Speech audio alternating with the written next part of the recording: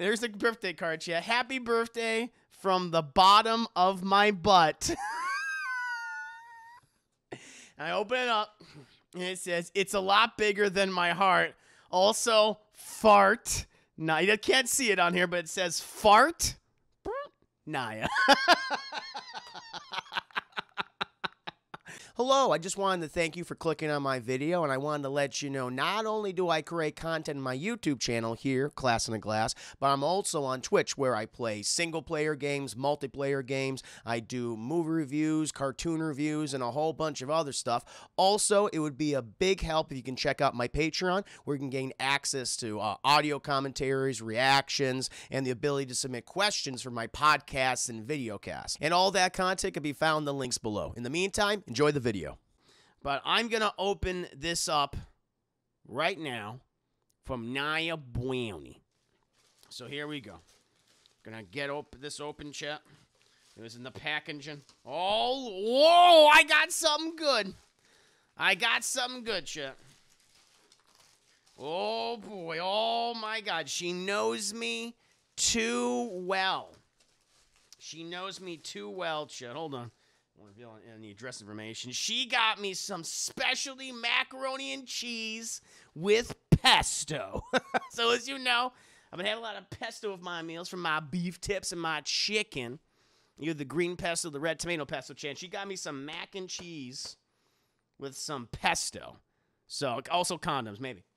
So I cannot wait to consume this, chat, on stream. I can either do a stovetop, or I can do this in the microwave. Glee, thank you 100 biddies. Who's in the gift? Naya Brownie. Naya Brownie. She went ahead and sent this to me. It was very, very kind. Now, let me see here. I'm gonna this especially. So this company is called. I guess it's called Specially Selected. Imported from Italy. Imported from Italy, chat. This is the description of the food. We believe everyone should be able to enjoy unique recipes and flavor combinations every day. With specially selected TM. Our passion for food shines through each of our selections. From our savory snacks and flavorful entrees. Ooh, little accent there. To decadent desserts, we are proud to offer you specially selected. Picked especially for you. I love it. Vanispheres. I'm just going to keep the box, chat. Look at that. Yes. I also received a card from Naya Brownie, chat. Thank you, Vanny, for the gifted sub to Dill Murray. Appreciate that. Not troll gift. No, it's not troll gift at all. This is legitimately like, I'm going to eat this. I'm going to eat this, chat. And I can't wait to do it. I might have, you know what, chat? I'm going to have this tomorrow for dinner. I'm going to make myself some good old-fashioned mac and cheese for dinner. It's going to be good. Now I'll come back and I'll give you my review of specially selected macaroni and cheese with pesto. It's very green. Good dark green color there, chat. Well, let me go ahead and open the card from Naya. I found the floor. I got a nice card from Naya. Oh, boy. Oh. You should have known. God damn it. There's the birthday card, chat. Happy birthday from the bottom of my butt. I open it up, and it says, it's a lot bigger than my heart. Also, fart. Nah, you can't see it on here, but it says fart. Naya.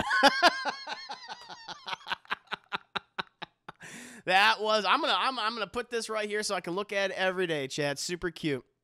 Axel, good to see you. Thank you.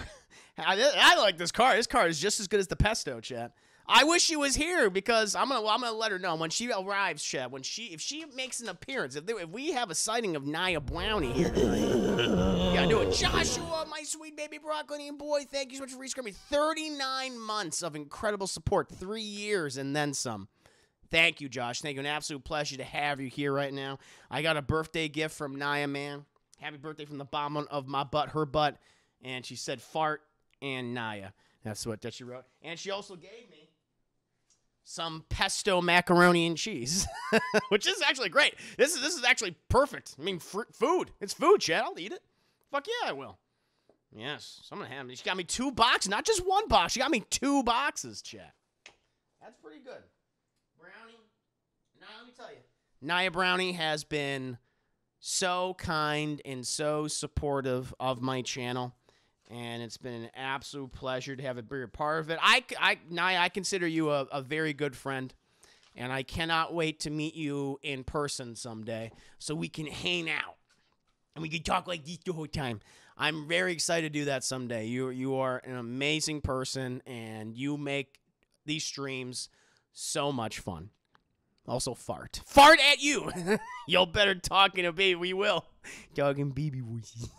It'll be great. That's how we just talk to each other. They'll be like, "What the fuck is wrong with them?" That's how we communicate. It's how we communicate. Yes, absolutely, chat. Can we get some Mr. Revenues, Mr. Reven hypes for Naya Brownie right now? May the wings of liberty never lose a feather. You're shaking the pillows of heaven as we speak, Naya. Thank you for all of your incredible support. Cheers and salute to you. Thank you. Seriously. Fart. Indeed. So she might appear. She might appear tonight.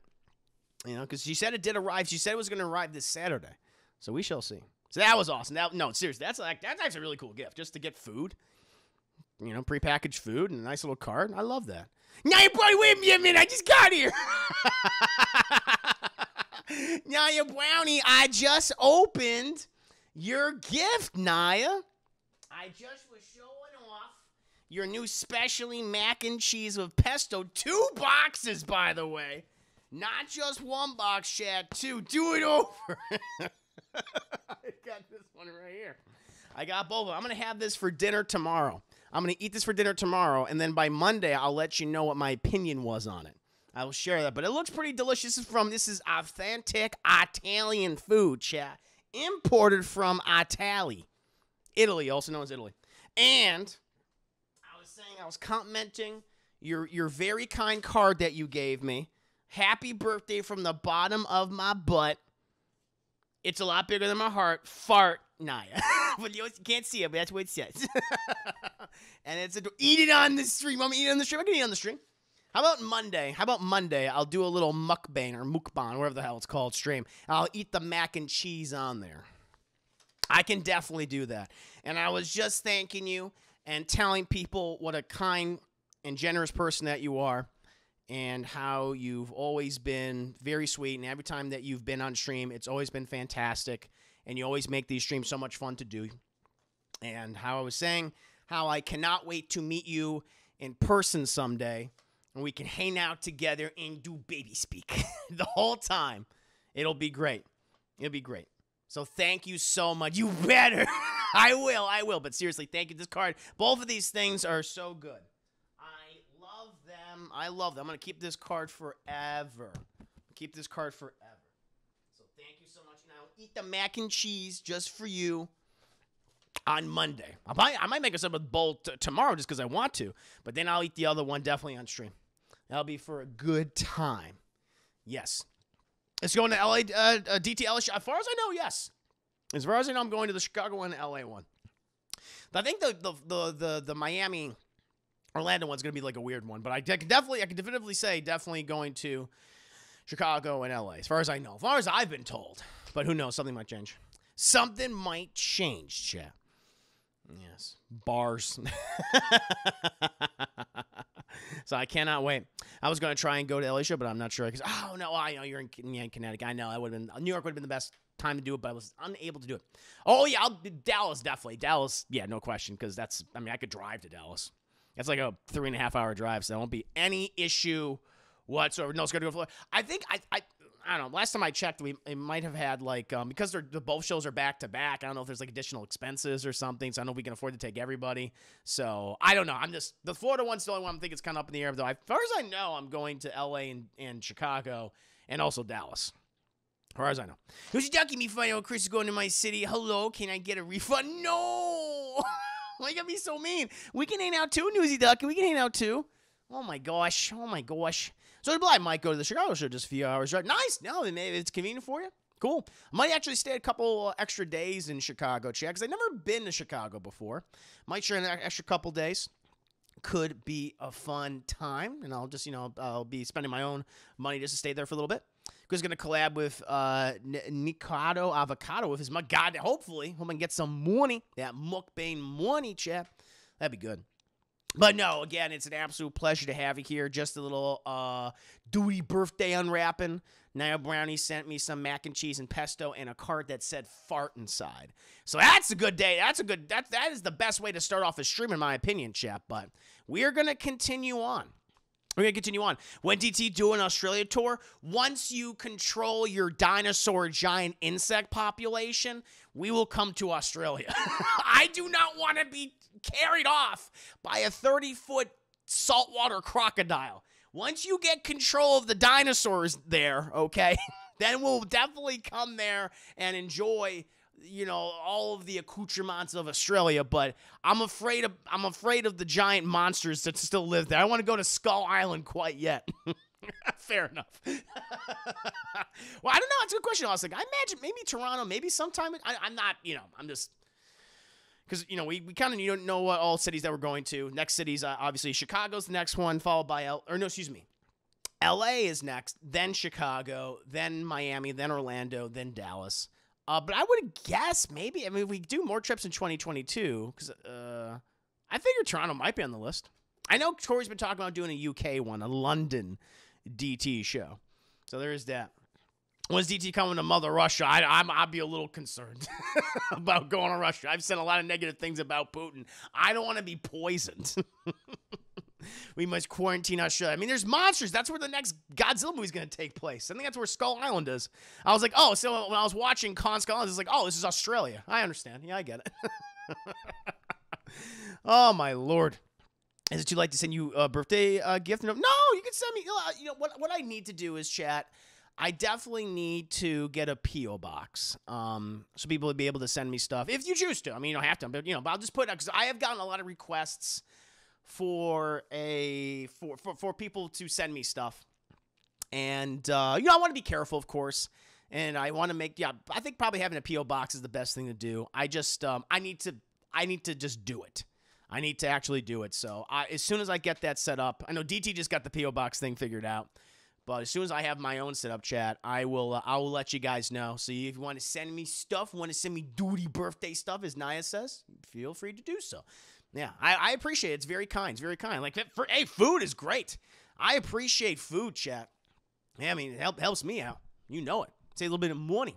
Eating some pesto with the pesto? I love it. Oh, my Lord. Send them all to me, and I will make sure he never gets his gifts. No, I'm giving you your birthday gift. Thank you, Isaac. About damn time. Thank you, man. Thank you, Isaac. That's kind. Good to have you here, by the way. A silver platter. Whoa, that sounds cool. But, chat, we are going to be reacting to the Batman trailer, which just came out. There were a whole lot of other trailers today. I reacted to pretty much all of them on DT Gameplay, so if you want to see my reactions for Black Adam or the other Batman film, which I believe maybe co-stars The Flash, you have that one too. I think a couple of, like the Peacemaker, reactions to Peacemaker, and maybe like some other ones as well, I want to say. But the Batman, that was the big. They ended with that. That was the crescendo, if you will, chat. And I figured, like, let's react to that one. Everyone's talking about it online. I know that Corey came on DT, have a special, super secret DT stream talking about the Batman with Mia. And I want to do one with you. The Juicy Gangsters, chat, the Revenites. Josh, Chris, you wouldn't be poisoned in Russia. The worst thing that could happen there is you might actually suffer a fatal heart attack. Exactly, yes. A sudden fatal heart attack. Did you know Chris had a heart condition? Yeah, come out of the blue. So as I am to meet all the homies in LA show, got to shoot my shot at Danielle. She's there. Good luck. Good luck.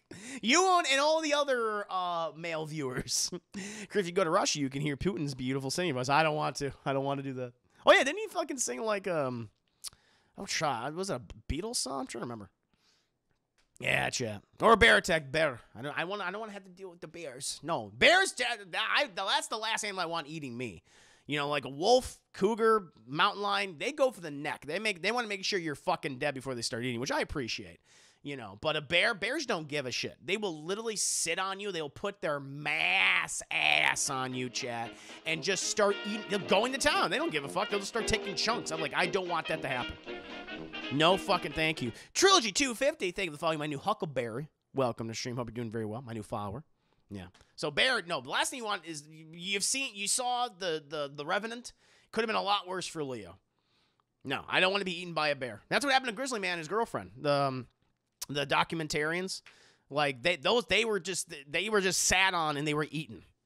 No, absolutely not. I will take a damn bear over a damn mountain cat. I'd rather be killed by a mountain cat because that thing goes for the neck first. It goes for the neck. They want to rip that out so you bleed to death really, really quick.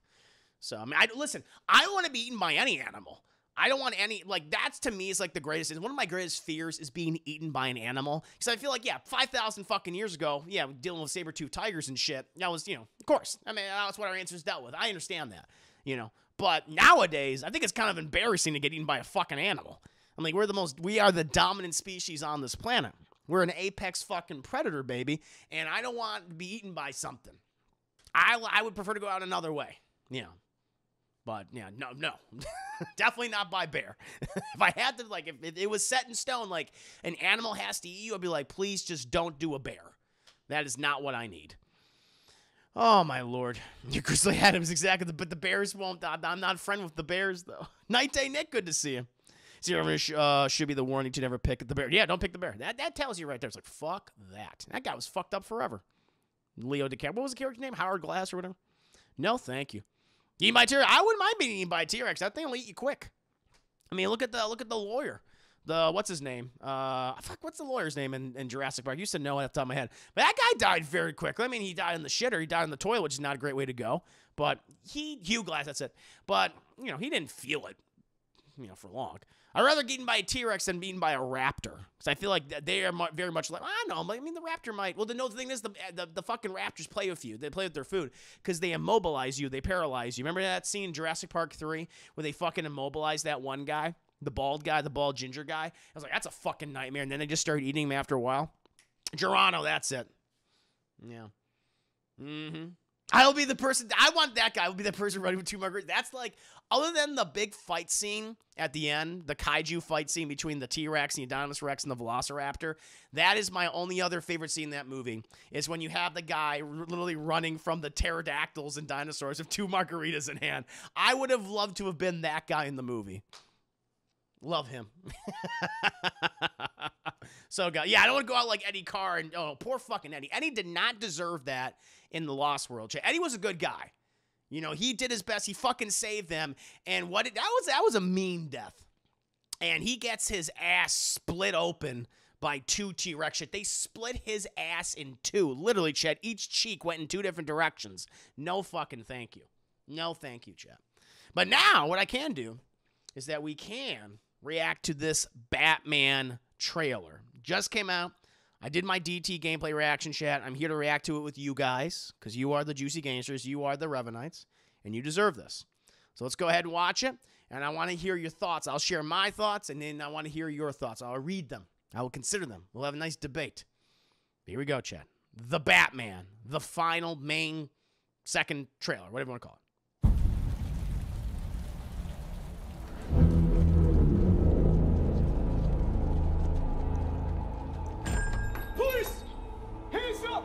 I just want to finish my crossword. I just want to finish my crossword. Stay still! Get out of here!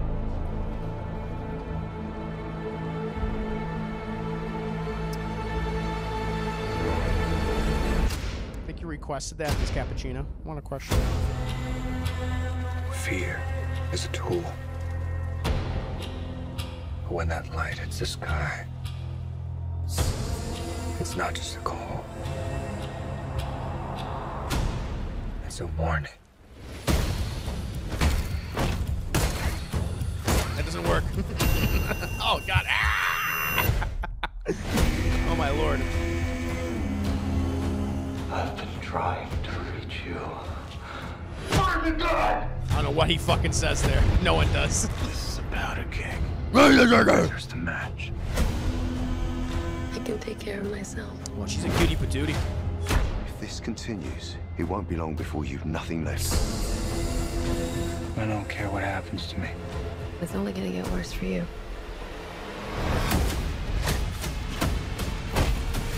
Whoa, take it easy, sweetheart. Whoa, gabagool. Hear everything they say, ain't you? Maybe we're not so different. I know. Who are you under there? This scene is amazing. Hallway scenes, chat, so good. I'm vengeance.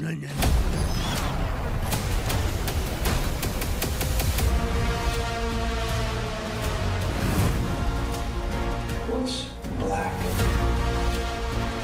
and blue and dead all over? You. Dear God. I got you! I got you! Bro, family!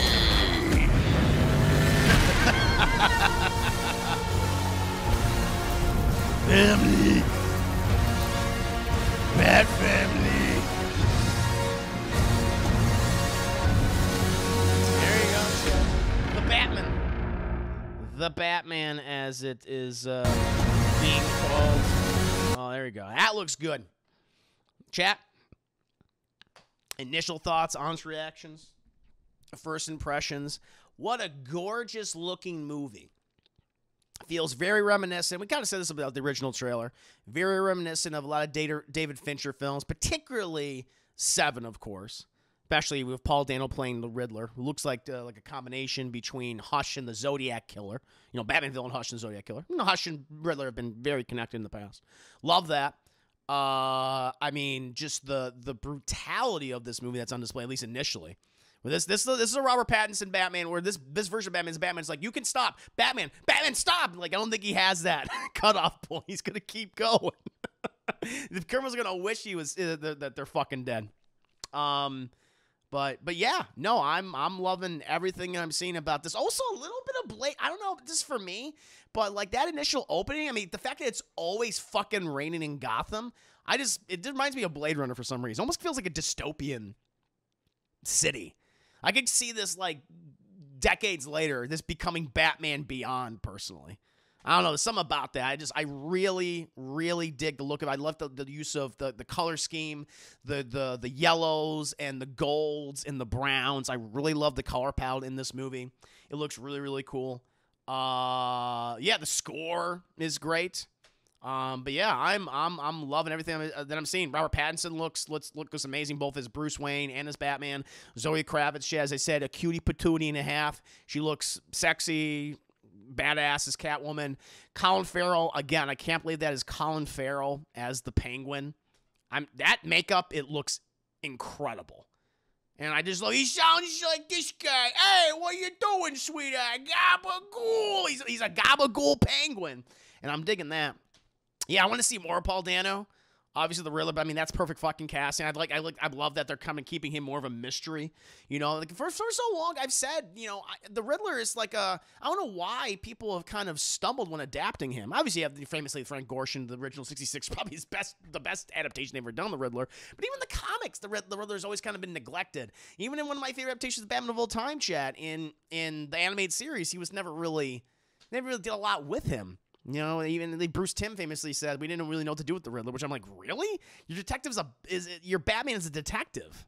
I mean, the Riddler is perfect. That's a perfect, you know, antagonist for your version of Batman.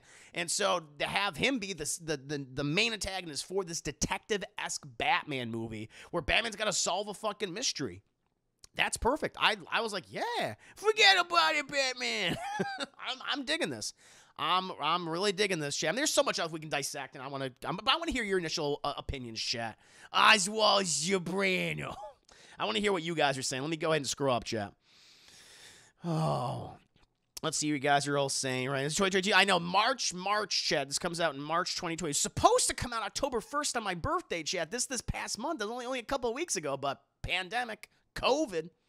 Thinking more Denis Villeneuve. I can see that. I can see Denis. I mean, but Denis Villeneuve, you know, Blade Runner. So, definitely. I'm aware about the villain overload, but it looks cool. We'll talk about that because I think that's something to bring up. I feel like the Riddler's going to be the main villain, and Penguin's more like I'm a background guy. Catwoman's like, you know, she's the love interest and another supporting character. But I think the focus will be on Riddler, I imagine. But that's good. That's a good point to bring up because villain overload has hurt Batman films, has hurt many superhero films in the past. So that's something that's good to be wary of that. Yeah, I was thinking Rise of the Planet of the Apes. Well, this is Matt Reeves who did Dawn of the Planet of the Apes and War for the Planet of the Apes. But young Batman don't give a fuck. Young Batman's like, stare fact, he's like, I don't give a shit. I mean, even Kelvin's like, Jesus, stop. He's okay. He's knocked out. He has a severe concussion. They were going to try to make Toys of the Show. Oh, they already did. There's Legos out there right now with like the little Riddler. And I love it. You even see serial killer. Wasn't it a serial killer live stream? I think on one of the news channels. And so they're looking at the Riddler as a serial killer, which I love that. Love that. Let me see what the rest of you guys are saying. Totally see Blade Runner in there. It just has that look. I don't know somebody. I think it's just the rain and the neon. That's what just makes me think of Blade Runner all the time. Eddie Berserker, good to see you, by the way. Gotham has always been a bit of a shit. Yeah, Gotham has never looked good. Gotham's always like the worst place to be in any comic book or that's any comic. Gotham's like the worst comic book city. I'm like, I don't want to live in Gotham. No fucking thank you. Definitely a lot of noir vibes, Steven. Yes. Nobody knows about his one rule. Will he kill you? Maybe. Yeah, it's good. Yeah, it's true. This is a Batman that's been around for like a year, they say. So this is not like an origin story. He's been around for a year. He has a rapport with Commissioner Gordon. The rest of the police are fucking scared the hell out of him, or they're scared of him. He was doing the score. That's a good question. Is it Michael Giacchino? This looks like it could be a Blade Runner prequel. Yeah, kind of has that vibe to it. Michael Giacchino. There it is. Yeah. Love the fury. Indeed. See the name Mitchell. I think it's referred to the Potato Man himself, Joe Don Baker from. Yes, Mitchell. Goddamn right. I'm walking in. This guy, Pesto Penguin. Goddamn right. I love it. You gabagoo.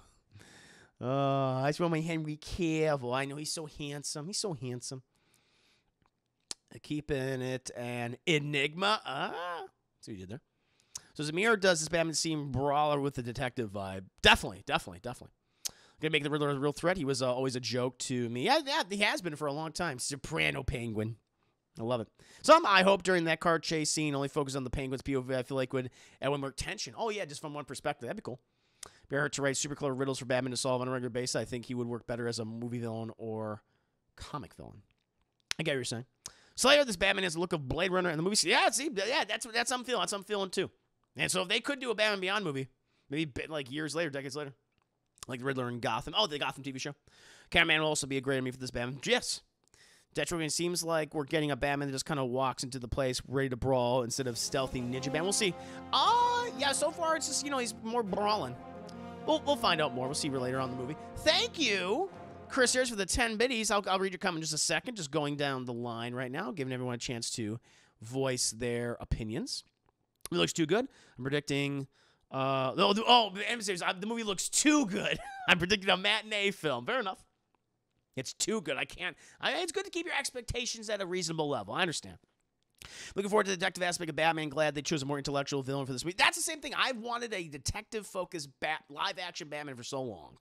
And so many filmmakers just seem to kind of ignore that aspect of Batman. Or maybe, occasionally dip their toes in, but never, fully go head-on into it. And this one, it's like, hey, this is perfect. He's got to solve a mystery. He's got to stop this guy, and solve his riddles, which makes so much sense. So I'm right there with the DT Dark Side. J1 Lizard, I wonder if Penguin or Riddler will have an arc spanning multiple. That's what I'm thinking. I think some of these characters are going to span multiple movies. I think the Penguin will be one of those guys. Get Mask Riddler. Yeah, it looks like Hush. I'm curious to the Calvin because I loved Anne Hathaway's performance, and I am familiar with Zoe Kravitz's work, but trailer looks dope. Looking forward to see it. No, I mean, Zoe Kravitz has been in a number of things, but famously it was in Mad Max Fury Road. But I want to give her a chance. She definitely has the look of Selena Kyle. Definitely has the confidence of Selena Kyle. Definitely at least appears. I mean, again, she could be bad, but what they're showing, she seems to have that confidence, that sultriness, that sexiness that Selena Kyle needs to have to be Catwoman. Yeah. There's a few things that look kind of repetitive of other Batman movies. Nightclub Fight, Who's Under the Mask, Alfred being worried. I mean, Alfred's always worried. But when I'm seeing, love the casting, love the look, and oh my God, do I love the theme. The theme's really good. I'm stoked. Just ordered the official Lower Decks Ritos t-shirt. Ooh. Mary looks like such a nice, happy guy to make it such a... I know he's made a lot of dark content. Most of his stuff has been pretty fucking dark. Everything from Cloverfield to Let Me In to the Apes movies, and now this. What's it got? Some Blessing Gamer Studios here. Oh, we're going to watch it again. Don't worry, we're watching it again. Yes, but wear polka dot man. I need my polka dot man. That's true. Cinematography is dark without looking dull, or like it was filmed through a public. I mean, it's a very dirty Gotham, but it still has a beautiful color scheme. A lot of reds, obviously. That seems to be red seems to be the central color. But there's some beautiful shots, and I like how they're using yellows and golds and browns, bronze, if you will, chap.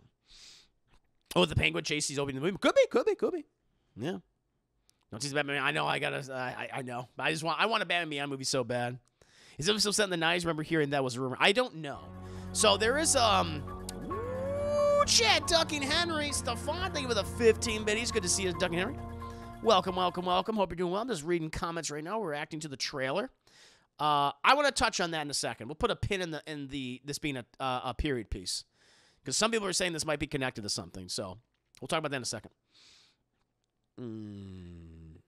Music Ducky insert sad Affleck meme. Thankfully, I don't have to suffer through. But I mean, I don't blame Ben Affleck. Listen, I think Ben Affleck could have been a great Batman. It's just the material and direction he was given. It was. I don't blame him. It's not his fault. I feel like if DC, they wanted to go down a different road than Marvel, let's do more one-off movies, but be really experimental with them. Like, let's do different Batman films, but we get like a big-name actor to play Batman for this one movie or these two movies. Like, they could have easily done, the Dark Knight Returns adaptation, like the Frank Miller graphic novel with Ben Affleck. I think it would have been perfect. Make it set in the 80s. And everything. He's older. He's like in his 50s or something, or close to 60.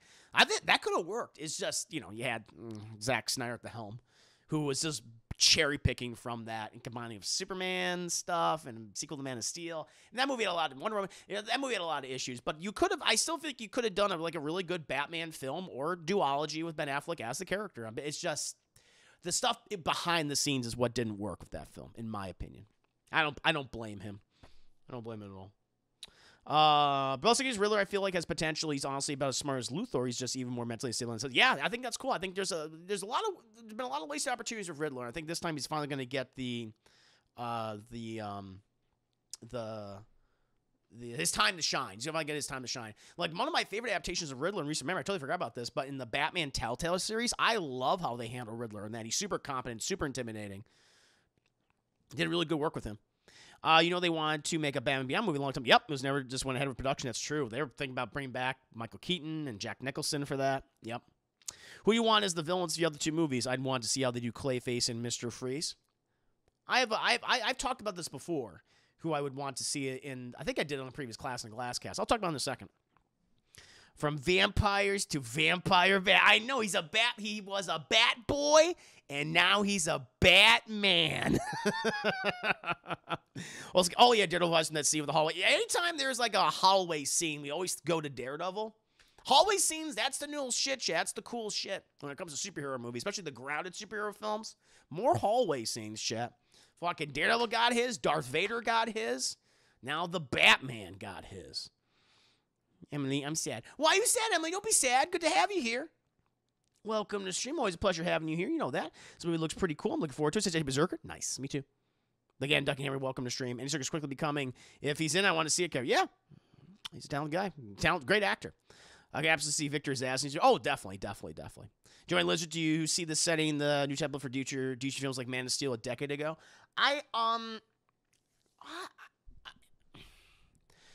Not like this is the one that they're all going to have to adhere to this specific aesthetic. As I said before, DC is a rainbow. It can be many things. It can be a gritty detective noir story. It can be a spacefaring, adventure film. It can be all these things. It can be a fantasy movie. That's what makes DC and what makes Marvel so great is that it's all these different tones and genres and things. And I wouldn't want them just to adhere to a single style. That's what happened. That was the problem with Man of Steel is that for a while at the very least, a lot of those films just had that. It's like everything's just blue-gray, and everyone's so serious and shit. It's like, no, these things on their own are great, but then when you combine them, it's like, oh, you see them bounce off each other, how these different tones bounce off each other. That's what makes it interesting. That's what makes the Avengers so much fun, or whatever, what have you. So I not in terms of tone. I want Batman. Yes, I want Batman movies to look like this. I want the Batman films and Batman-related movies, like the Bat Family films. If they go down that road eventually with Batgirl or Nightwing or Robin or something, you know, and make it related to this, and that's all set in this type of world, then sure. But I don't want Superman to look this way. I don't want the Flash to look this way. I don't want Wonder Woman to look this way. Those characters should have their own different styles. They should all have their own color palettes and tones, you know. At least that's how I personally feel. Suit looks more like the one with Batman Returns, just made of metal. See, it's been a long time. I'm sure Batman Returns. I mean, I guess. I don't know. It looks more. It looks super. I mean, I guess I would disagree. It looks more utilitarian. This looks like the most. I mean, it's funny when we see the most grounded version of Batman. We always think of Christopher Nolan's, but this looks really fucking grounded. This suit looks like it's made of like all sorts of different parts. It must be a pain in the ass to put that on. Yeah, Callaway said he's only like 4 scenes, so I don't think it's gonna have. Oh, so he's in it limited time. There you go. Too bad Batman doesn't sound like Tim Allen. I still stand by Ben Affleck is a great actor and choose a lot. No. Ben Affleck is a very good actor. I like Ben Affleck as an actor, but yeah, he's just made bad choices. Happens. Yeah, I'm drunk, so I may love you all too much. Please bear with me. That's okay, Doug and Harry. I love you too. Here it's modern day in the Elseworld universe. Gotcha. He's right age 5. Ben Affleck could only do as good as the direction he was given. I like the idea of Batman films like Joker being more graphic novels. That's what it should have been.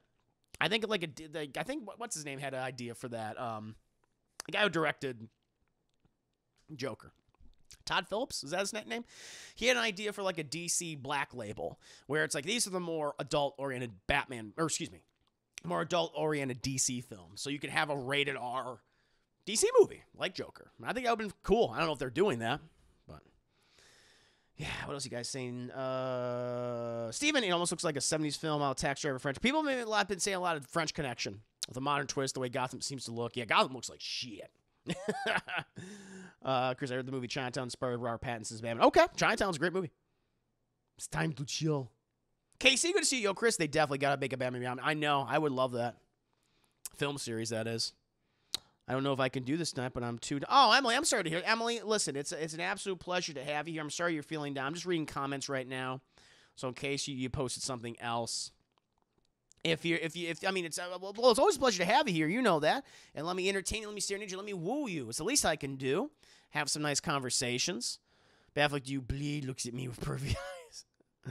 But I hope everything's going okay.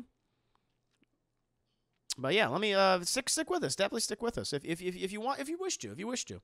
We'll always be. I'm gonna be on here for quite a few hours because we're just racking this trailer right now. I'm just reading people's comments and doing class in the glass cast where I have some sass right after this. Yeah, I couldn't agree with you more, beautiful man. Thank you, Stefan. Thank you. Reminds me of Christian Bale's. I mean, it's definitely grounded. I mean, if it's similar to Nolan's, is that it's definitely a grounded version of the character, which I don't mind. I mean, that you can make Batman very grounded, and that works. Stranger Shoot, thank you for the 5 biddies. Appreciate you. Needs more Egghead and King Tut. Goddamn right. Trouble in Paradise. I'm sorry to hear that, Emily. Now I've made it all the way down here. Steven, I love the animated Batman Beyond movie, kind of like Into the Spider-Verse. Oh yeah, that was like a rumor like a little while ago. They were considering that, but I guess I don't think that was like serious or anything. It was just like a rumor, fan rumor. Based on cyberpunk stories, so that alone gives an opportunity for somebody. That'd be cool, you know. My favorite Batman actor? Oh geez, oh boy.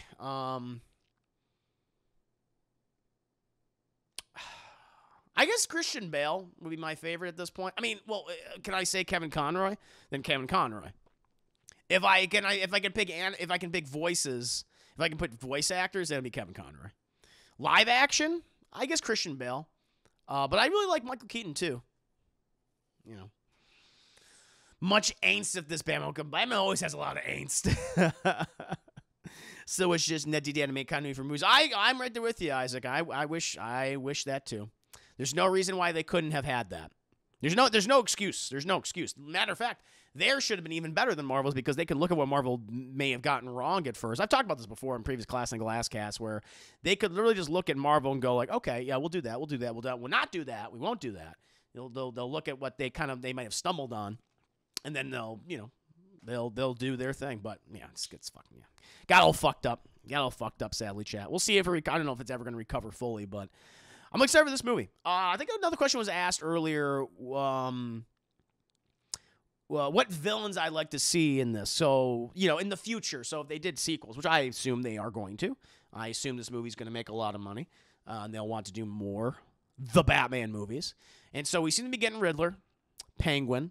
I would love it. I've talked about this before, chat. I would love to get the Mad Hatter. If they're keeping with this tone of, like, we're dealing with a serial killer and the Riddler, what if we deal with someone like, I don't know if they'd ever do this, but, like, that Mad Hatter's a pedophile. And I talked about this on a previous Class in the Glass cast, my premise for the movie. I think it would be good to see a Psycho Kima. My premise for the Batman 2, whatever you want to call it, one, I would love to incorporate the Court of Owls into this. Like, they're like behind everything, which I'm feeling Court of Owls might be behind everything. There's just the fact that the Riddler, we'll talk about more of the trailer, like the Riddler's like saying that there's corruption, there's something going on, there's more to it. Batman's parents were involved.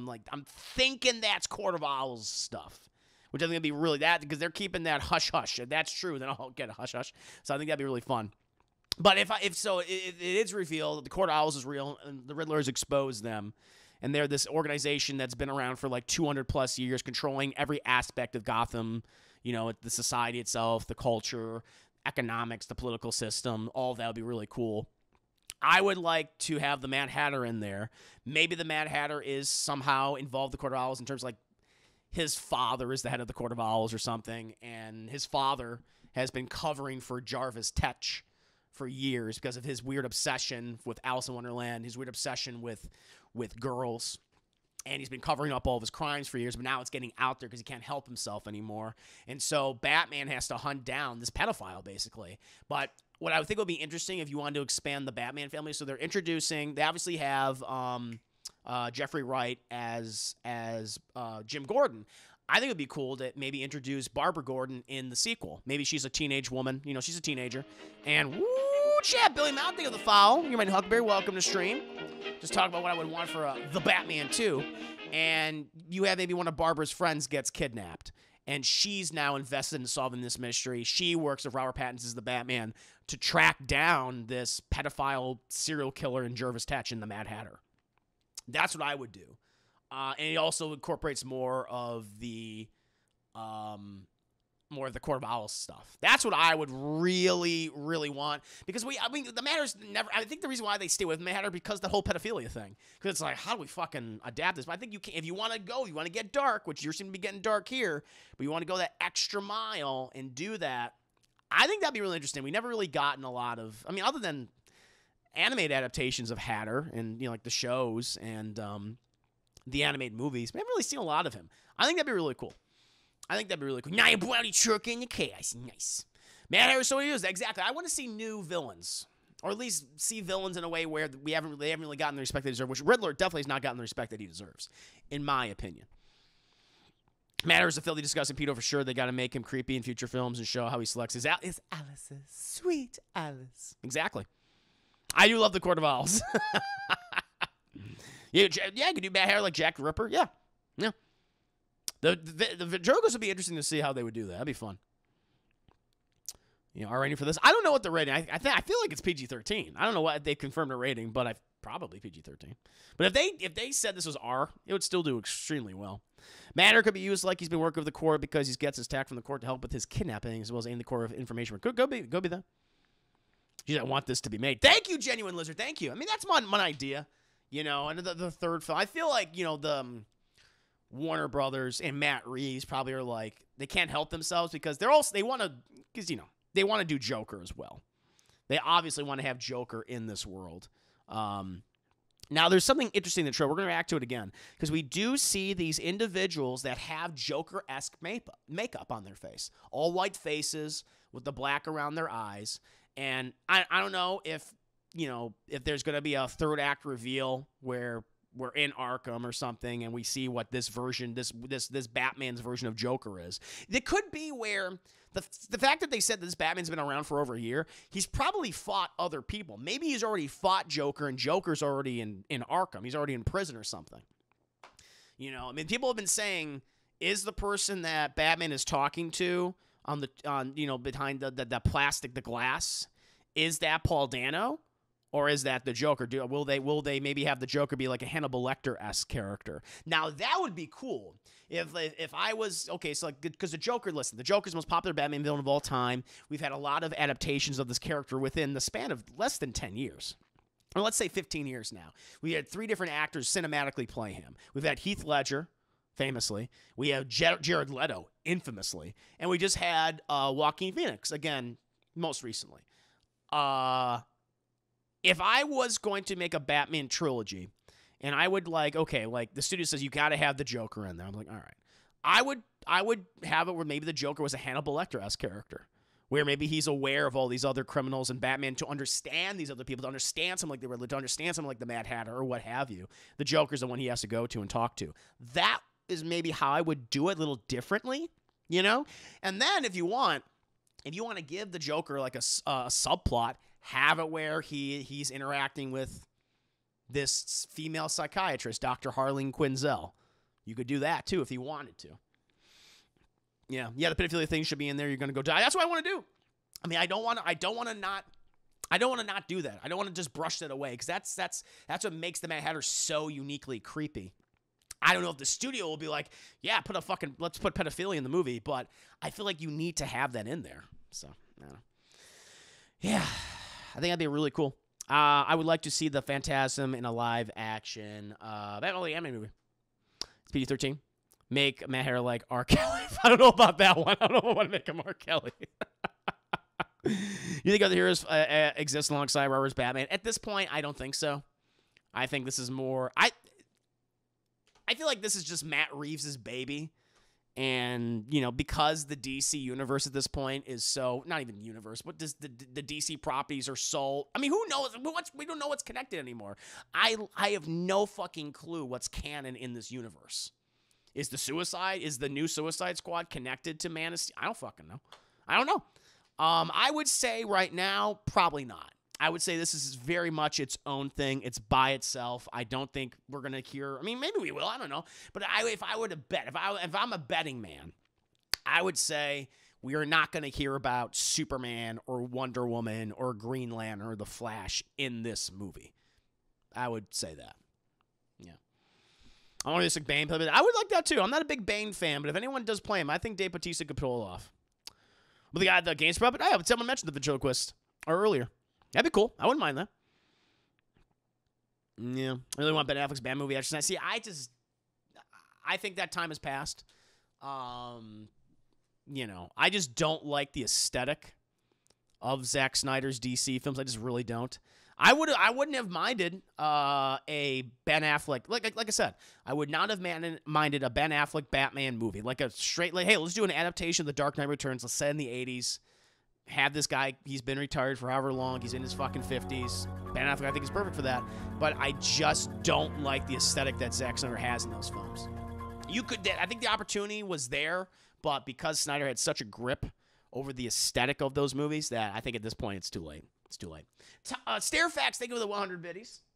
Man, Ryan Reynolds will make appearance. That's the one will make appearance. Yeah, give us a good. Thank you. Of course, Batman is gonna tell so someone who he really is, he always does and can't go move. He said, "You wanna know my secret identity?" It's true. So but I would love a Batman film set in the 30s or 40s. That'd be cool. That'd be cool.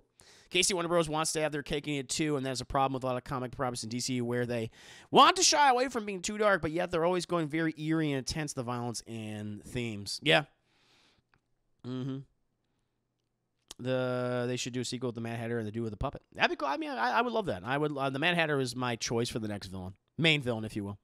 I'd like to set up a new villain instead of the Joker by the end of this movie. We need some time away from him if they choose. No, I agree with you. If I'm forced to have the Joker, I would have him in a background capacity. He'd be a supporting character in the movie, but he would not be the main villain. Mad Hatter would be the main villain, Riddler would be the main villain, etc. But he's always there. But Batman goes to talk to him occasionally. I think that would be cool. Counterman scene, is this film slightly based off the Long Halloween? Sure. Yeah. I mean, a Long Halloween, there's a lot of villains, and that'd be difficult. But you never know. You never know. See what else you guys are talking about. Scrolling, chat, scrolling. Street Chat now. Street Chat, have a great evening. Thank you for the stream. Thoughts on how they're handling Scarecrow and Bruce Wayne on Titans. I don't watch Titans. I watched one episode. I was like, this is not for me. I can't say. Oh, you say Bruce Wayne and the Titans, they got Crane being a Hannibal type character, but it's not working for that character. That was always weird to me. I was like, really? Scarecrow? But, yeah. Oh, let's do that, except better. I was never a fan of, I watched one episode, I was like, nope, don't like this. And I have not watched it since. Yeah. Would be interesting to show us a new Scarecrow and bring Hugo Strange. That'd be cool. I wouldn't mind Hugo Strange. And cartoon is smart yet corrupt psychology using Arkham testers for something. That'd be cool.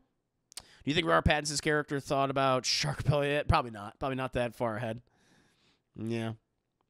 Austin heading out. Austin, thank you for stopping on the stream, good sir. Guy they have playing Robin on Titans can't act for shit. Titans terrible. I'm just not. It's not my thing. I'm not a fan of that show. I gave it one episode. I was like, nope, can't do it. Can't do it. I have not finished Superman and Lois. I'm very behind with that series. I'm like 5 episodes in. Love what I've seen. That's been the best Superman thing that I've gotten. Like the best live action Superman we've gotten since Christopher Reeve. I was like, holy shit, this is so good. But again, I am so busy with so many things today, or just, on a daily basis. I don't have time to, unless I'm doing it for a review, unless I'm doing something with DT or whatever. If it's content creation related, then yeah, but it has to sit on the back burner. I'll eventually get to it.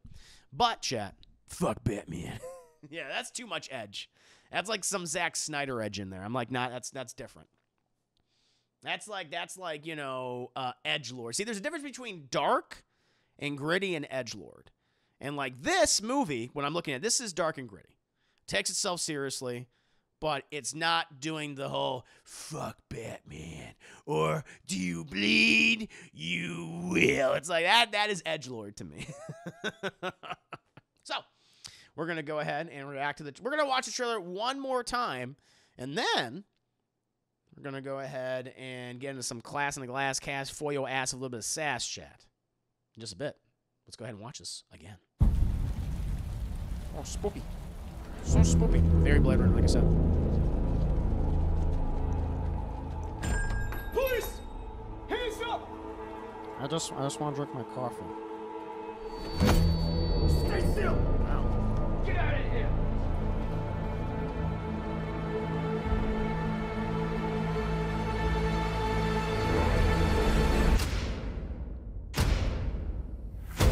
Is that Riddler? Yeah. Fear Hey, is a tool. Question mark kind of gives it away. When that light hits the sky, it's not just a call. It's a warning. See, these guys I think are jokers.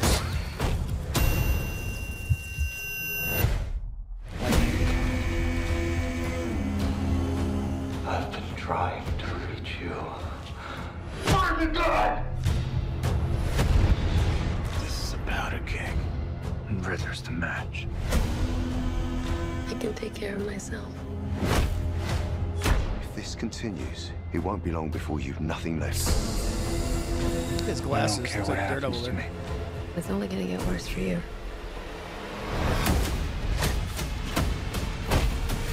Whoa, take it easy, Ow! sweetheart. This guy.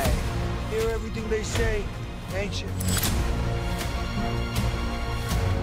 Maybe we're not so different. Who are you under there? There's this scene. Amazing. I love that scene. Always scenes, Jeff. I'm vengeance.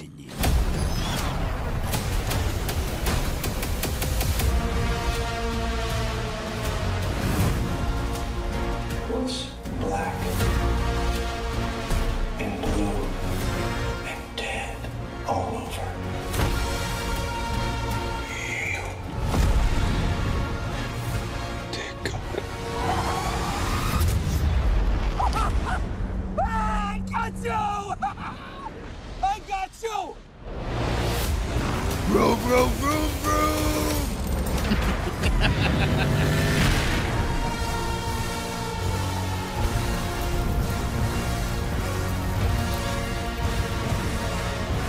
I'm upside down like a bat. Get it, Chase? Upside down like a bat. Get it? I see what they did there. I see what they did there, chat. He's upside down. And they gave the A little bat ears. The bro. Bat bro. Tyrese scream. Ah, no. Oh, Lord. Bail out to dodge bullets and always seeing rise. Batman's like, I don't give a shit. Looks cool. I know I don't say this a lot, but the cinematography. No, it is beautiful, Mr. Ronan. No, I agree with you. The cinematography is gorgeous. It's gorgeous, champ. Can I imagine Tyrese the Batman villain? That's what I want now. That's all I want. What could he play? What character? I want him the Joker. He'll be the new Joker. Let's do it. Batman's just eating bullets, not giving a shit. Jaybird, thank you so much for the 15 months using that Prime subscription. You get one of those a month to use on my channel. It's very kind of you, Jaybird. Thank you. 15 months subscribing. Glad I've gotten to be here so much of the journey. Hope to be around more than absolutely, Jaybird. Keep at it, Christopher. May your wings of liberty never lose a feather. To you as well, Jaybird. Hope your wings never lose a feather as well. Thank you for being here. Thank you for stopping by. I do appreciate that. I wonder if the runaway car chase is endless. Oh, it's just one shot? I don't know. It's a good question. We'll see. Closest thing Tyrese will get to the Batman is... Oh, that's right. He's in Morbius. I forgot about that. He's dealing with a bat person, bat boy, if you will. Jared Leto, bat boy. See, Jared Leto from being a Joker to a bat boy, chat. There you go. So yeah, I'm really digging the hell of this chat. This looks fantastic. Cannot wait. I imagine people have really dissected this trailer, really gone to the nitty-gritty details of it. Little hints and things. Again, if I had to speculation, I think it'd be cool. I feel like maybe the Joker's already been around. Batman's dealt with him. We got those thugs because the Jokers, those guys remind me of the Jokers from Batman Beyond, which is this whole street game that have based themselves off of the Joker. And I feel like that maybe might be reminiscent of that. It's like, that'd be cool. So the Joker's presence is already felt. Already establishing this Batman's been around for a while. Maybe the Joker's in Arkham. Maybe, I mean, most likely Batman's talking to Edward Nygma, the Riddler, in jail. Because the Riddler has already figured everything out. Doing kind of like what the Joker did in Dark Knight. I already got everything figured out. Don't you worry about it. You got to solve my riddles. Kind of bullshit. But we could get a scene. We could get a conversation between the Joker, a la Hannibal Lecter. Could be that, possibly. And I'm still betting, I'm still placing bets that this is going to have the Court of Owls behind all of it. I think that's what's going to happen, Chad. And I cannot wait. But it's a good trailer. Very good trailer. Much like the original one. Looking good. Looking slick. Cannot wait for March when this rolls around, Chad. But now, people giving Leto a pass and Scar. He was... Oh, no. I am never giving Leto a pass. He was awful in that. In the Snyder Cut, that might have been him at his worst. In terms of his Joker. No, the people that people are saying like, oh, he's the best. It's like, get the fuck out of here. I'm like, no, absolutely not. Absolutely not. And I was like, no. People were like, oh, this is the real Batman movie we want. Ben Affleck Batman, which again, I'm not hating on him. It's not his fault. But like him and versus Jared Leto, it's like, no. Who are you fucking kidding? I don't, to this day, I don't understand why people like, but he's damaged, Chris. Oh, I know. That's what it says across his fucking forehead. In case I forgot. It reminds me. I'm like, yeah, I want to sit down with these people and like, why do you want this? Really? Okay. All right, Chad. All right. I heard there's gonna be a standalone Joker movie. No, that's not happening. No, that's dead. I'm gonna tell you right now, Jared Leto is not gonna come back in any of the. No, he's not come back. I'll put money on that. He is not coming back ever again. That's done. You don't want no beef. No. The fact that he even showed up in the Justice League scenario, I was like, that was all they did. I remember they hyped him up, and that's what they did with him. It's like, you fucking kidding me? Do all that Christ shit. Remember he was dressed up as Jesus? See, that's what I'm talking about. That's like there's a difference between dark and gritty and edgelord. And like where Zack Snyder dressed up Jared Leto as Jesus. Remember those fucking photos? Remember that? I was like, what the fuck? And that didn't play that was not in the movie at all. Like him dressed up as Jesus. It's like, what is this? With that crown of thorns? And I was like, what the fuck? Lord. Don't really think of it. 1 year later, he comes back and Chris just goes, I'm sorry, I got angry again. I don't know. This is, yeah.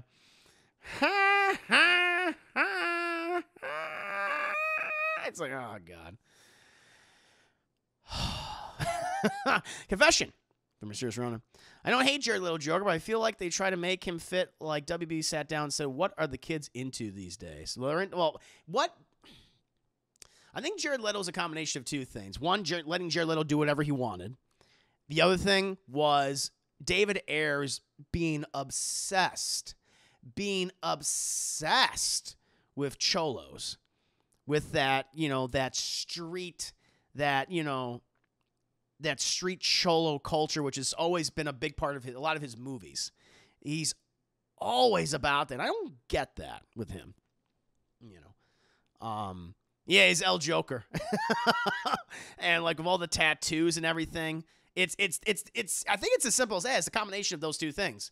Jared Leto doing whatever the fuck he wanted on that movie, which they did. They let him do whatever he wanted. And just had him fucking just improv and do all his weird shit.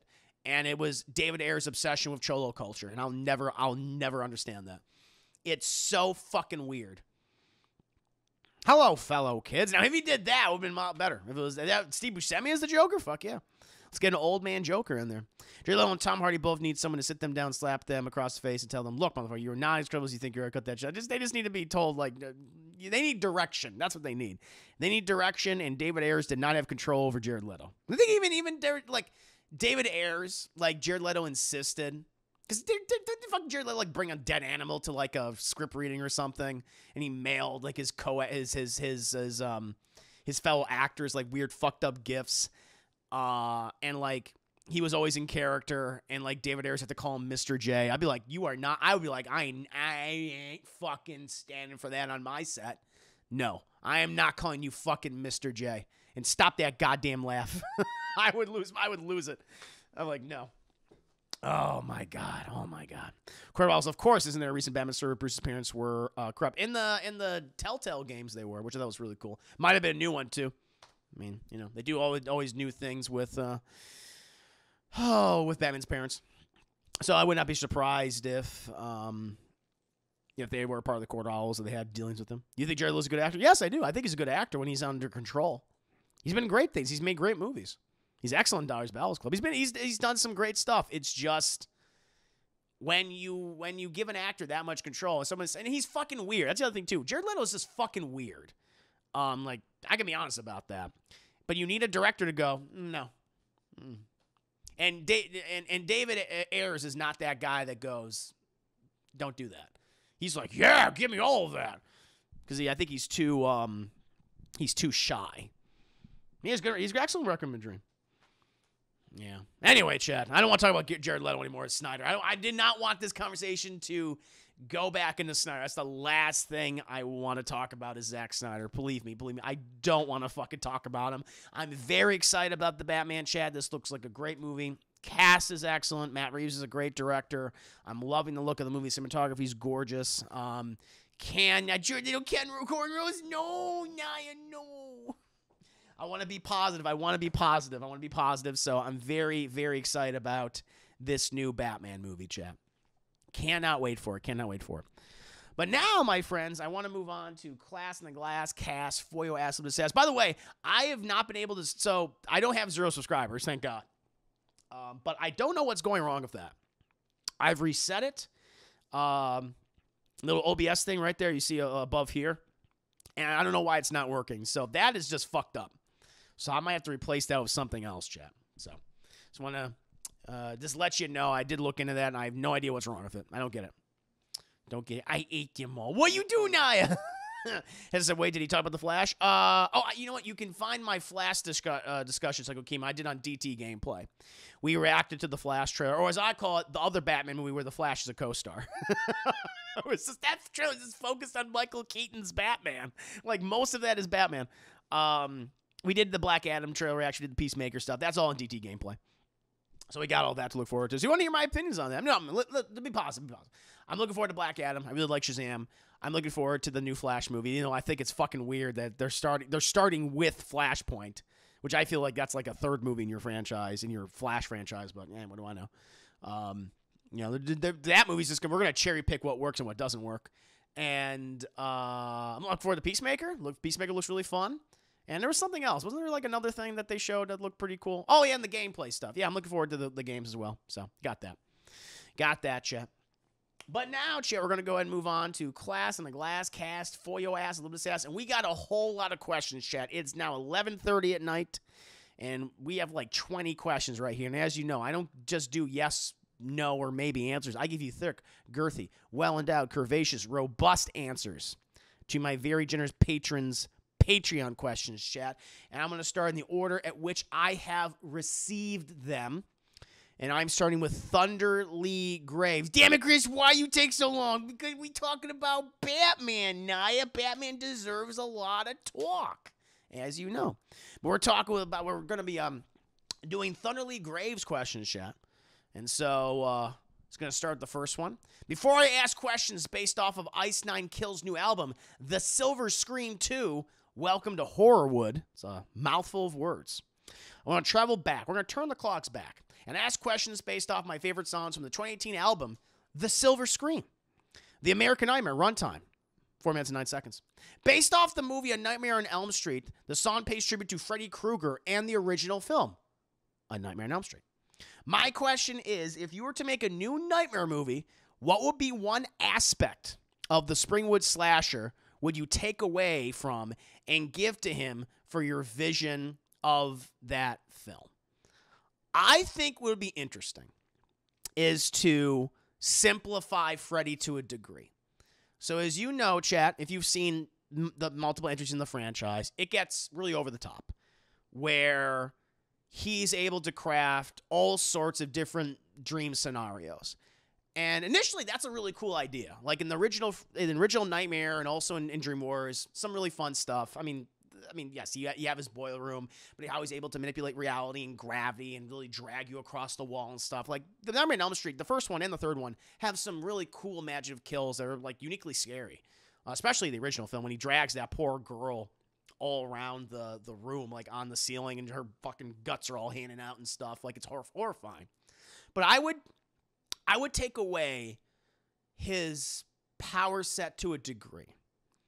And my premise, like if I were to do my own Nightmare on Elm Street film, I would like to explore sleep paralysis.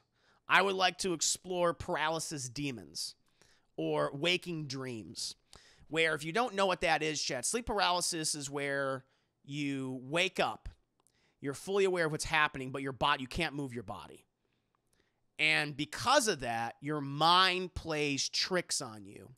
Sometimes people feel like they can't breathe. Sometimes they feel like the room is spinning out of their control. Or sometimes they see something that is in the corner, that is literally on top of them, sitting on them, pressing on their chest. And this has been like recorded throughout history, the idea of sleep paralysis and sleep paralysis demons. I mean, now we recognize it. It's kind of like passed down genetically. I never experienced it myself, but a lot of people have this fear. And I think it would be cool. This would be my premise for my Nightmare on Elm Street movie. I would love it if you had it where, so Nightmare on Elm Street 1 happened, Dream Warriors happened, and it's decades later. Nearly 40 years later at this point. 35 years later, whatever. You have it where Freddy's a long-distant memory. The Dream Warriors have succeeded, so I wouldn't have where they're all killed off in the fourth film. Like, they won. They won. Nancy's honor is, and Nancy's memory is honored, that kind of thing among them.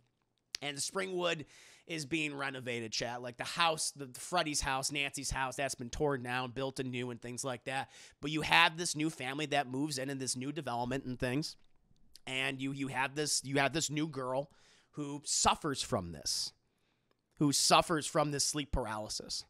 And I would like to cast like an actress who, has a fucking personality, has a sense of humor, has a dry wit, a new final girl that is more akin to something like Neve Campbell from Scream, if you will. Like, you like her, you're charmed by her and things. But she has this thing that she has to deal with constantly. And she has the sleep paralysis in her new home. But it changes. Her paralysis demon doesn't look the same. There's something different about it. And you realize the film goes on It's Freddy. He's been so weakened for all these years, and he's now capitalizing on this person's condition to draw strength from. And this girl, maybe she talks to her friends about this. Maybe she goes see a psychiatrist to help a doctor, and it spreads. It spreads across Springwood again. And all these people start having this sleep paralysis demon. This thing that's growing more powerful. The dreams are becoming more elaborate. There are marks on their body. They have physical ailments from this thing. Not just fatigue, not just sleepless nights, but there's something like doing something to them. That's what I would do. And then Freddy gains power. And my, that's just a general pitch, for the movie. I mean, I would like to think of the characters. I'd like to think of like who these people would be. I'd like to bring in legacy characters, like some of the original Dream Warriors actors. I would bring back Patricia Arquette, who was the main character of that movie, along with Nancy. I think that'd be really interesting. They learn about this and they're like, he's coming back. And I would call it A Nightmare on Elm Street, Waking Dreams. That's what I would do. That's what. Shut up and take my money. Thank you. Thank you. That's very, very smart. Thank you. I'm going to read some of your comments right now because you're making me feel good. Making me feel good. Oh, Lord. Let's see what you guys are saying here. I've experienced those. I'm too familiar with the sleep paralysis. 0 out of 10. Do not recommend. There you go. It's horrifying. It's frightening. Absolutely. And but I would that's something that the Nightmare on Elm Street series isn't tapped into. It'll be a cool way to go into and make it something that is very familiar that a lot of people experience in real life. When he turned that kid into a puppet in this on, that fucked me up for years. It was fucked up. It's terrifying. Now that is far smarter than what we got in 2018. Nightmare. Thank you. I'd be the demon. No! Not really. Not like it follows you. I mean, it's just more people experience it because people are just talking about this. And it seems like it's sleep paralysis, but it's evolving. It's becoming worse. It's becoming like a sickness, like a disease. Almost. See, we're a crossover with the Batman, the Fear Street. Batman beat the shit. Batman couldn't do that. Remember in the remake, had a plot point with that, and they only used it for one. The sleep paralysis demon?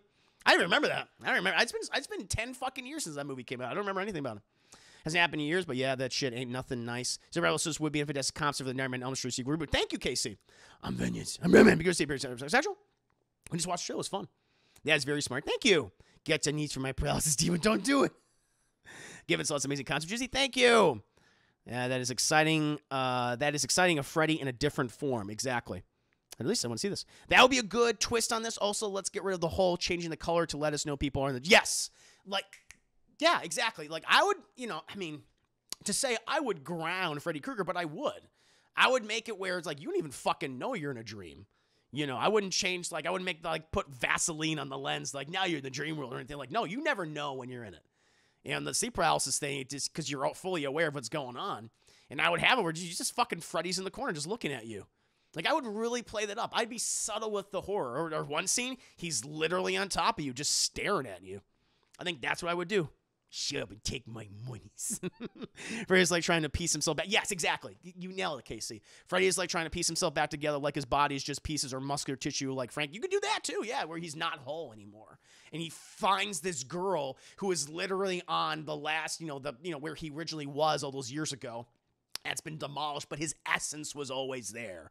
The memory of him is always there, and he finds this person. He's like, I can feed off of you, and I can use you to spread me across this town until I'm back to what I was. And I would do Waking, that's the name of the movie I would do. I would do Waking Dreams. So kind of like I would ignore certain films, kind of like Halloween 2018 to an extent, where I would ignore certain films in the franchise. I would do I would do Nightmare 1, and I would do Nightmare 3 Dream Warriors. That's what I would do, make it all connected. Because he guys technically died at the end of that movie. Yeah. Or Living Nightmare. You could do it, Nightmare on Elm Street, Living Nightmare. I like Waking Dreams because it literally referencing a waking dream. You're awake, but you're also dreaming at the same time. But him spraying himself is very smart and very creepy and well done. Thank you, Chris. You got to make a script and send it to I know. I think I could send it to the Craven estate. I'll give them a pitch. I'll give them a treatment. Yeah. Yeah, he needs to spread himself. Should Freddy reveal himself in the film or build up till the end? That's what I'm thinking. If I could be indulgent, and have him, he reveals himself finally in his final form, his true form at the end, and then that would set up my sequel, which would be called The Dream War, where he is now at his ultimate power, more powerful than he's ever been before. And he's, you know, he's finally able to go into other people's dreams. He's able to seek out revenge against the Dream Warriors, against, like, I would have the legacy character of Patricia Arquette come back as her main character. And now because he was never powerful enough to enter their dreams to kill them like he wanted to. But now he's picking them off. And now it's up to these new kids who were unaware that they were feeding Freddy. And they have to become Dream Warriors. Maybe tonight you'll be gone. And then they have to take the war to Freddy. And that would be the Dream War. And they would kill him. There would be casualties, chat. But then they would end him. They would end him for good. That's the pitch. So it would be 2 movies, one where he gains strength, Waking Dreams, one where he finally is powerful enough to then kill all the other characters, the legacy characters, or tries to in the next movie. And then these new kids, they have to be like, no, we're the new fucking Dream Warriors. And then I would do a rendition of the Dream Warriors score, a new one, a new cover, where it would be like, maybe tonight. It'll be like really fucking cool, epic trailer. And going, woo! That's what I would do. That's what I would do, Chip. So I once saw a sleep paralysis demon. I was half asleep but not paralyzed. Damn. No, they're spooky. I'll show you an example of one. Good pitch, greedy movie directors. Thank you for the 2 videos. Yeah, I've had sleep paralysis. Had an astro of blue glowing skull with large eyes. A lot of large eyes. Look like a black figure. Like a shadowy figure with eyes staring at you. You should drag me away in my waking dreams sometimes so scary. There we go. That's what I would capitalize on because I love that. Thank you. Pretty sure the people of color dies first. No. No, you don't know that. There is one Dream Warrior who is black, but he would survive. I would have some of that Scream DNA in the movie, chat, and I would circumvent that trope in my script. He would survive. Interesting take. The problem I had with slashers and other horror icons, they do the same shit. Exactly. Agreed. They do the same shit over and over, where in the Waking Dreams, he's not doing the same shit because he can't. He physically can't. In the next movie, he's just like, fuck it, I'm going for revenge at this point because I don't know if I'm going to have another opportunity. I'm going to kill and gain power as quickly as possible. And these kids realize they have to stop him because, unbeknownst to them, they were giving him strength the whole time. And they become the Dream Warriors. Waking Nightmare. Oh, Waking Nightmare would be cool. As Hollywood would do that, would be a good title too. And that's fine. I do love your. Thank you, Spectre Stoners. Hell yeah, pitch. Hell yeah, pitch this idea, Chris. It's great. Thank you, TM. Oh no, it's already out there in the ether. It's too late. I'm awake but dreaming at the same time. That's daydreaming. Yes. So his ultimate power, he would be back to his iconic form with a sweater, fedora, and glove. Exactly. By the end of the movie, and they would set up the sequel. It would set up Dream War, where he would fucking go to town. He'd be like, I would bring back Robert Englund for both movies. I would use him sparingly for the like it's in Waking Dreams, in my proposed 2-part duology, but it's connected to original one in Dream Wars. It's still Robert Englund, but he's just weakened. Did all the Dream Warriors die? No. No. I think most of them survive. I feel like 4 of them survive. Yeah, because I think he does kill off some of the Dream Warriors in the movie, but I feel like most of them lived in the film, as far as I'm concerned. Yeah, and I would also do because let me read the rest of your comments because I have another thought on this. Yeah, I watched the movie. Thank you, Berserker. When does he fight Jason? That's in the 3rd one. Goosebumps. Thank you, Given Soul. I know we die as Dream Warriors this time by getting stabbed by a banana. No, that'd be a dope, Chris. That would be the Chris. It'd be in the trailer. It would be the trailer song. Yeah. Chris. Okay, so here's what we do. We get in a car because I'm your manager now. We go to highway and kick in the studios and pitch it and give it to you because you like our moxie. Thank you. They like our moxie. I hope so. If for me, I saw shadowy, but like all around them is a sketchy animation type look around them and big. A lot of eyes. I'm gonna show this. in a second. Cat's face was all hazy and translucent except for the black eyes. I had a night demon last night. It had to exercise her out of my. Okay, thank you, Peter, for the 10 minutes. Nightmare on Elm Street, Creasy Sleepy again. Yes, that's the one. That'll be the working title. Mr. Right, I do have one of Chris. Don't let Freddy say, "How's this for a wet dream?" No, I will not. My Freddy would, in Waking Dreams, he would not be very jokey. In Dream War, I mean, I'll have him maybe make a 1 or 2 kind of comments. But for the most part, I would probably go more for how he was in the original Nightmare on Elm Street, where he was very fucking serious. But, I mean, I got to give at least 1 or 2 lines of him being, like, snarky Freddy. But they would be sparing. They'd be used well. I would not have every time you see him, he's doing shit like, welcome to prime time, bitch, which is a great fucking line. But at the same time, you can't have him do that because it doesn't become scary anymore. You start cheering for him.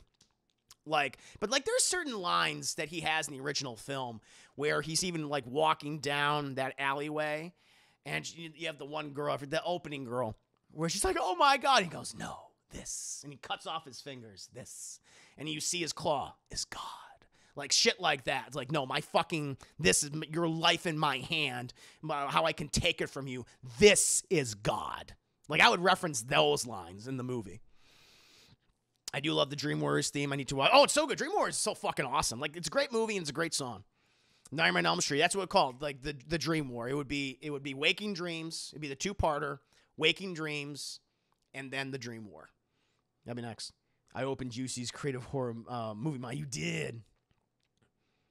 That's the thing. The Dream Warriors died the next movie, but mine wouldn't follow the canon of 4. The only ones I would follow, the only ones that I would be David Gordon Green, and I have the whole Halloween franchise, or a lot of the fan base hate me because I would say 1 and 3 happened, all that other shit, 2 and 4 and 5 and Freddy's dead, that never happened.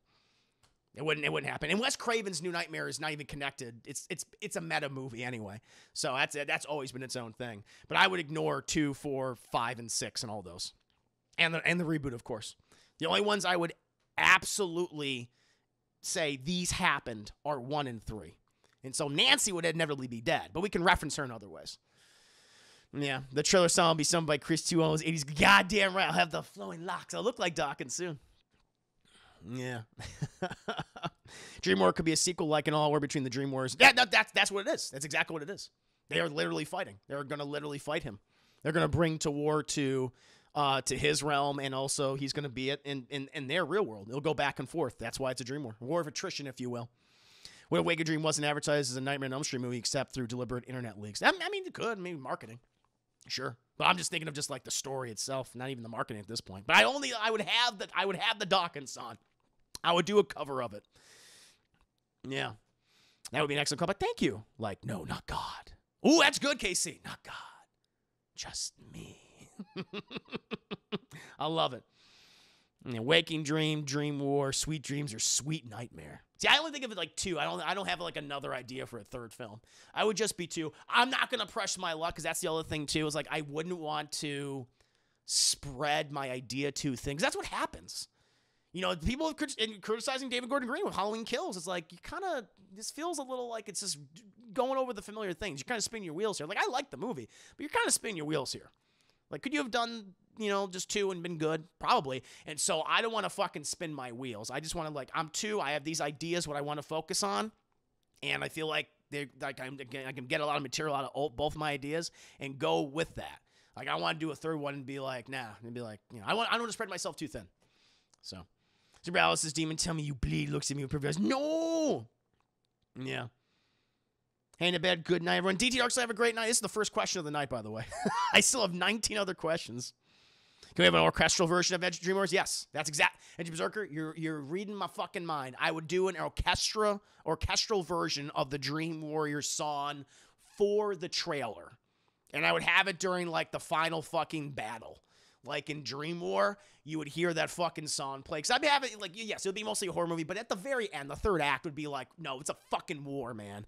And I would have that blasting in the movie, Dream Warriors, and just, and Freddy's like going crazy and shit. That's how it would be.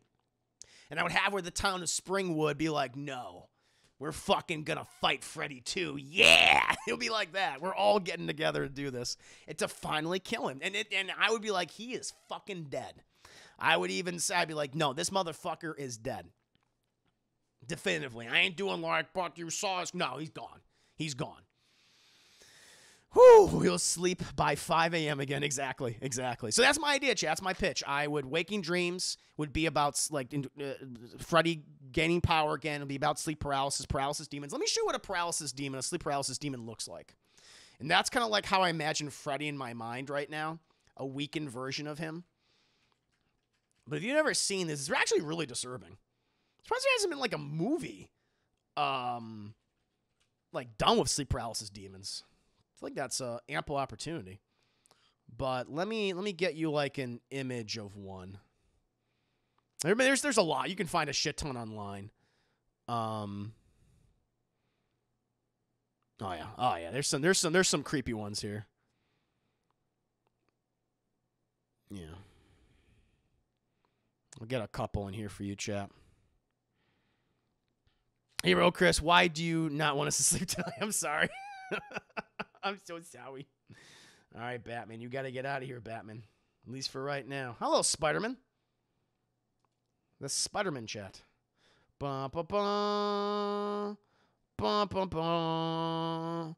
Bum, bum, bum. Do, do, do, do. But yeah, let me show you some of the sleep paralysis. Oh, that's Batman. I don't want that. No. Where's my paralysis demons? Oh, here's one. Here's an example of one. Where this thing's like right on you and just looking at you. It's like it's a completely black figure, kind of fuzzy, but they have the eyes. And then there's like some other ones too. Let me get this one right here. Is this one is this JPEG? Okay. The Nightmare, as it's called.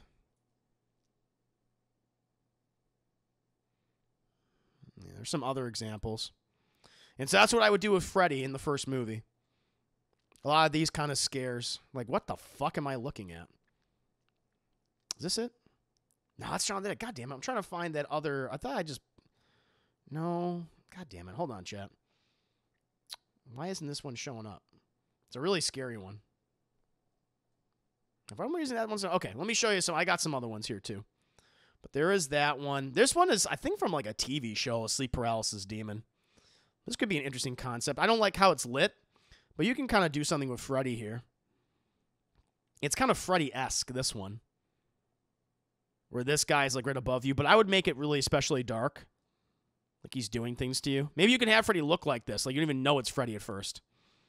So there's stuff like that. Don't bring up a picture of Squish Squish. Hot. It was like that one. He's making you do things to your hands and stuff. Maybe similar to like that. Because I don't like the way this is lit way too. This is lit way too bright. Way too bright here. You gotta darken that up. You gotta darken that up. So that's like an idea I have. Let me get that. Oh, here it is. Maybe this is the one I can use. Can I use this one? Nope. They are not gonna let me.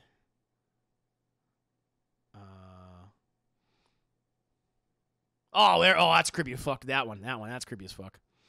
That's a good one, chap. Here you go. That one's good. Like that right there. Just looking at you. Like that. Imagine the opening of the movie when you have I would have like it'd be a female character, chat. Let's go with Final Girl, right? You know, she's really funny. She's sarcastic. She's got a personality, chat. You know. That's what I would like for her. But she has this thing that she just has to deal with it. And like the first thing you see is this. That's what I'm talking about. It doesn't even look like Freddy, but it's him. It's a diminished version of him just in the corner. And you play with that. That's like the first scare of the movie. Maybe have it moving. Have it move slowly up the ceiling or something like that. Like that kind of thing. It's like unnaturally moving towards her. Because it's like it's even also confused. It doesn't even understand what it is, maybe Freddy's like, I don't even know what I am right now. But he's like starting to remember certain things and like how he's moving. I definitely play with a lack of light. And I do it where he's on top of her. Maybe where I have it where he goes to the floor. Maybe he goes up and down, he goes on the floor. And he's literally just crawling on top of her like that. And just slowly on her. That's how I would do it. Yeah, what is this? Oh, this is a sleep paralysis demon. It's something that actually people do suffer from, where you have a thing called like a sleep paralysis or waking dream, where you're awake, but you're also you can't control your body, and your mind still thinks you're awake, so it's creating like dreamlike scenarios. And people often see a mysterious figure in their room, a dark figure with eyes and things like that, and people, I was asked by Thunder Lee Graves what my pitch would be for a Nightmare on Elm Street sequel, or however many movies I would make, and I would do it where this what would be, where Freddy is extremely weakened due to the events of Dream Warriors, because I would only have 2 movies in my, that I would follow, the original one and the third one, and we have this character's introduced who sees Freddy for the first time, but he's not able to control dreams. He has to feed on people, so it'd be like that. That's how I would structure it. So yeah, there's a lot of Chad. If you want to go online and look at some creepy images of sleep paralysis demons, be my fucking guest. There's some really disturbing shit on there. But yeah, that is my idea for a Dream Warriors duology. Or excuse me, Nightmare on Elm Street duology. Waking Dreams and Dream Warrior idea. There you go. But now, Chad, we're going to move on to the next question. The second question. We spent like a half hour on that one alone. I told you, Chad. I told you. I got to make that script. I think I got to make that script. I think maybe I should write it. Soldier, nah, I'm good. Yeah, that'll be cool. He's just a stapler shadow trying to move and moving on the floor. Yeah, he doesn't even know what he's doing. Like, he's just confused.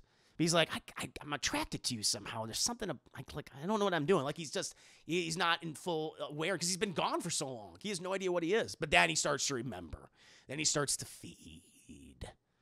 So, I think it'd be cool. If I could give that to the Craven estate,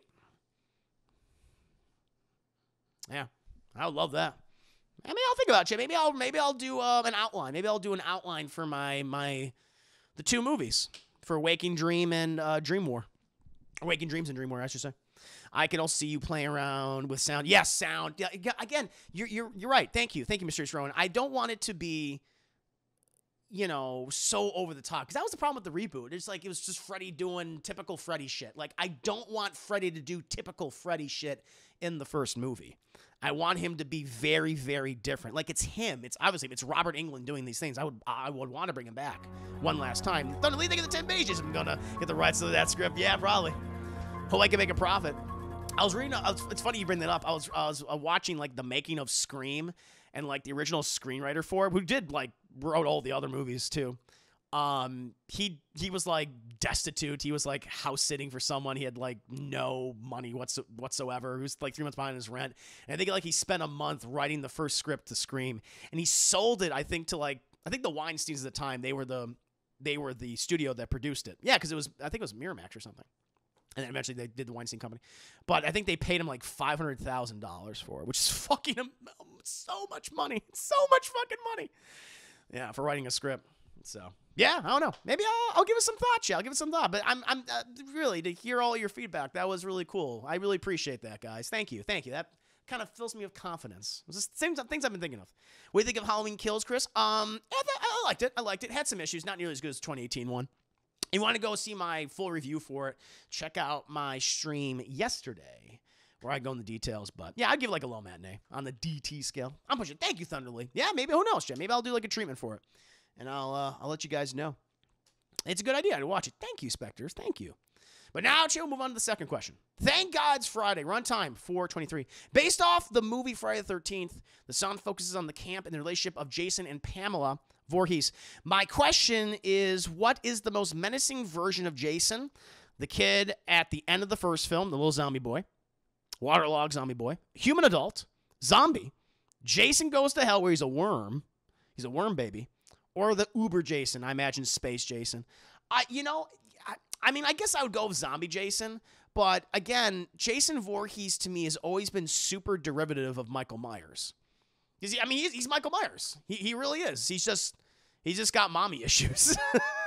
That's really it.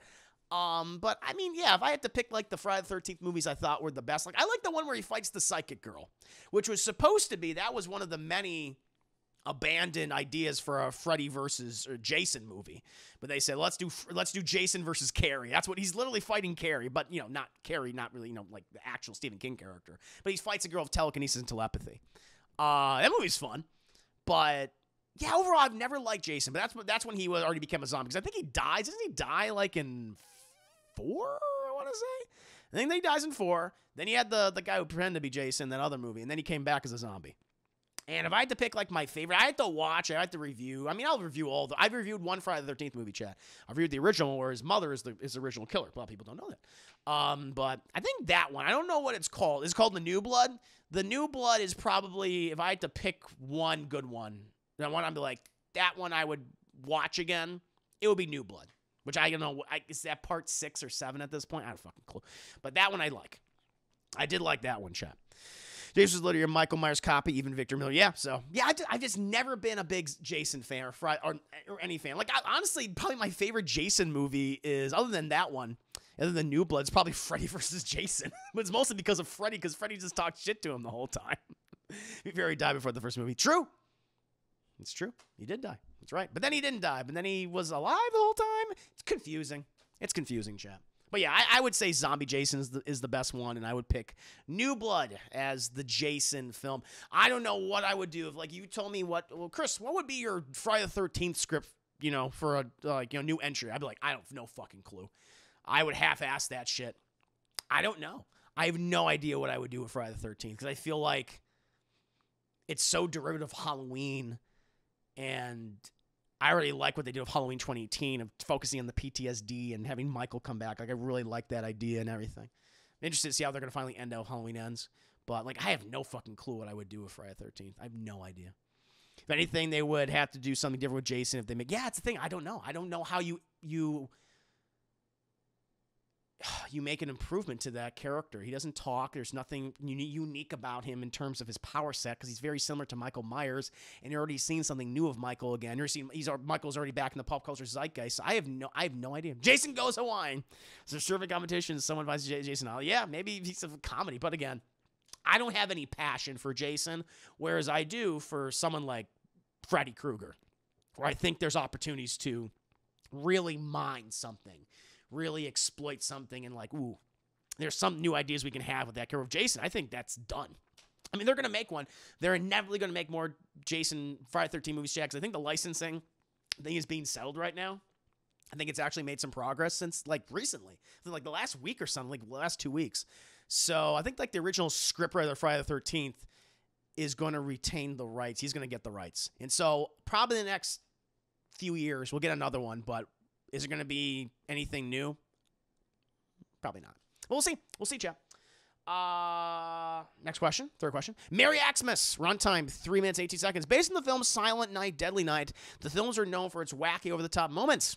One of the over-the-top moments was, "It's garbage day, it's garbage day." What films do you remember that has an equally wacky line that led to a wacky moment in that film? I mean, even though I like this movie, but Nightmare on Elm Street 3, Dream Warriors, chat. Welcome to prime time, bitch. Where Freddy literally becomes a television and grabs this girl and thrusts her inside of his TV body, killing her. That's such a great iconic line. So that one's big for me. Also, I mean, just anything that, Donald Pleasant's Dr. Loomis says in the franchise, evil has gone from hell. All that shit, he had the darkest eyes, the blackest eyes, the devil's eyes. Like, I love that shit, but definitely welcome to prime time, bitch, for Freddy and Dream Warriors. I've always really liked. That's a big one for me. Next question. It Is the End, runtime 4:48. Based on the films and the books, the song hits all the beats about the story and acts like the epilogue of the album. I want to ask you, what's a stronger version that made, what was the strongest adaptation, I guess you're saying? The TV series or the two-part movie? Loomis says a lot of crazy things, but it makes sense. No, he does. He's right, inevitably. He's actually correct. But it's just so fucking ridiculous. Is it bad that I know Don Pleasance for Puma Man before I knew him in Halloween? No, there's nothing wrong with that. Puma Man, I've seen that movie. Mystery Science Theater 3000. Puma Man. He's the villain in that. Yeah. For myself, the movies. Listen. I think It Chapter 1, or It 1, what do you want to call it, is great. I'm a big fan of that first movie, Chad. I think sending it to the 80s, you got some of those Stranger Things kids, their camaraderie, those kids were great. Pennywise was creepy and scary and a great threat. The first It movie, I'm talking about like the one that came out in 2017, I want to say. Really entertaining. Really liked it a lot. It Chapter 2, has some good stuff in there, has some good moments, but it has some pacing issues. The thing is, like, the It book, like, the adult stuff was always the weakest stuff, and so they already had a kind of a disadvantage with that. But yeah, it just had some, like, all those actors are great, and they had some good moments with each other, but it's just that fucking pacing, really. It's too long. It's unnecessary. I don't know if you needed all those flashbacks either. Like, even to they had those flashbacks just to bring back the kids because everyone loved those fucking kids so much, which I understand. They're great. They're absolutely great. But that first movie is really fucking. That first movie is like a full price to me, and I don't know. It Chapter 2, I guess it's like a low matinee-ish, but it's just not. It doesn't nearly reach the heights of the original movie. Yeah, it's just a waste of opportunity. with that one. I mean, look, the TV miniseries, the two, what was that, 2-episode miniseries, which is like 2 long films, like what, 2 hours each. The one thing I always say that I like about them is Tim Curry as Pennywise. You know, it's like, kiss me, fat boy. Like, all that shit's great. But outside of Tim Curry, those movies fucking suck. They're not great at all. So, yeah, I still give it to I rather watch the new It movies again than probably watch that miniseries. Though I'll probably review Tim Curry's It someday. Be fun. But, yeah, other than Tim Curry in that movie, not great. Not a big fan. There's Rock's Power both as Pennywise. True. I know your secret, your dirty little secret. Hello, Georgie. What a nice boot. Yeah. I wish they had this stuff with Michael in this time in the original movie, or even Loomis says what happened to justify what he thinks. Yeah, that scene, that stuff was not in the final version. Imagine there's like a extended version you can watch it, because I have seen those scenes online. Yeah. The second one, the magical time-traveling Mortal Kombat arcade, really took me... Yes. Took you out of it, yeah. Yeah. But, no, I preferred the first 2 theatrically released It movies. That's for me. Last question from Thunderly. Your number's up. Runtime, 2 minutes, 59 seconds. Based off the film Scream, the song was not featured in the 2018 album, but did come out a year later for the Silver Scream Final Cut. The song captures the beginning of the moments of the film, which was Casey Becker's, Drew Barrymore's character's, death scene. The question here is, would Scream have succeeded in the deaths? If the death scene would, excuse me. The question here is, would Scream have succeeded if the death scene was not in the film, and Casey was in the whole film?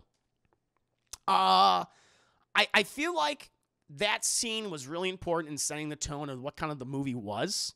It's like, no, we are going against every typical horror trope you so often see, especially in slasher films.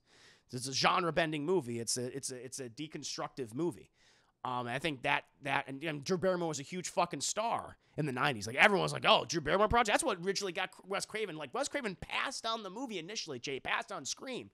And he came back to it because he heard Drew Barrymore was cast in the film as the main character, as Sidney Prescott. But then when they were about to start production, Drew Barrymore famously said, no, she wanted to play the opening girl. She wanted to play the Casey character. And I was like, oh, shit.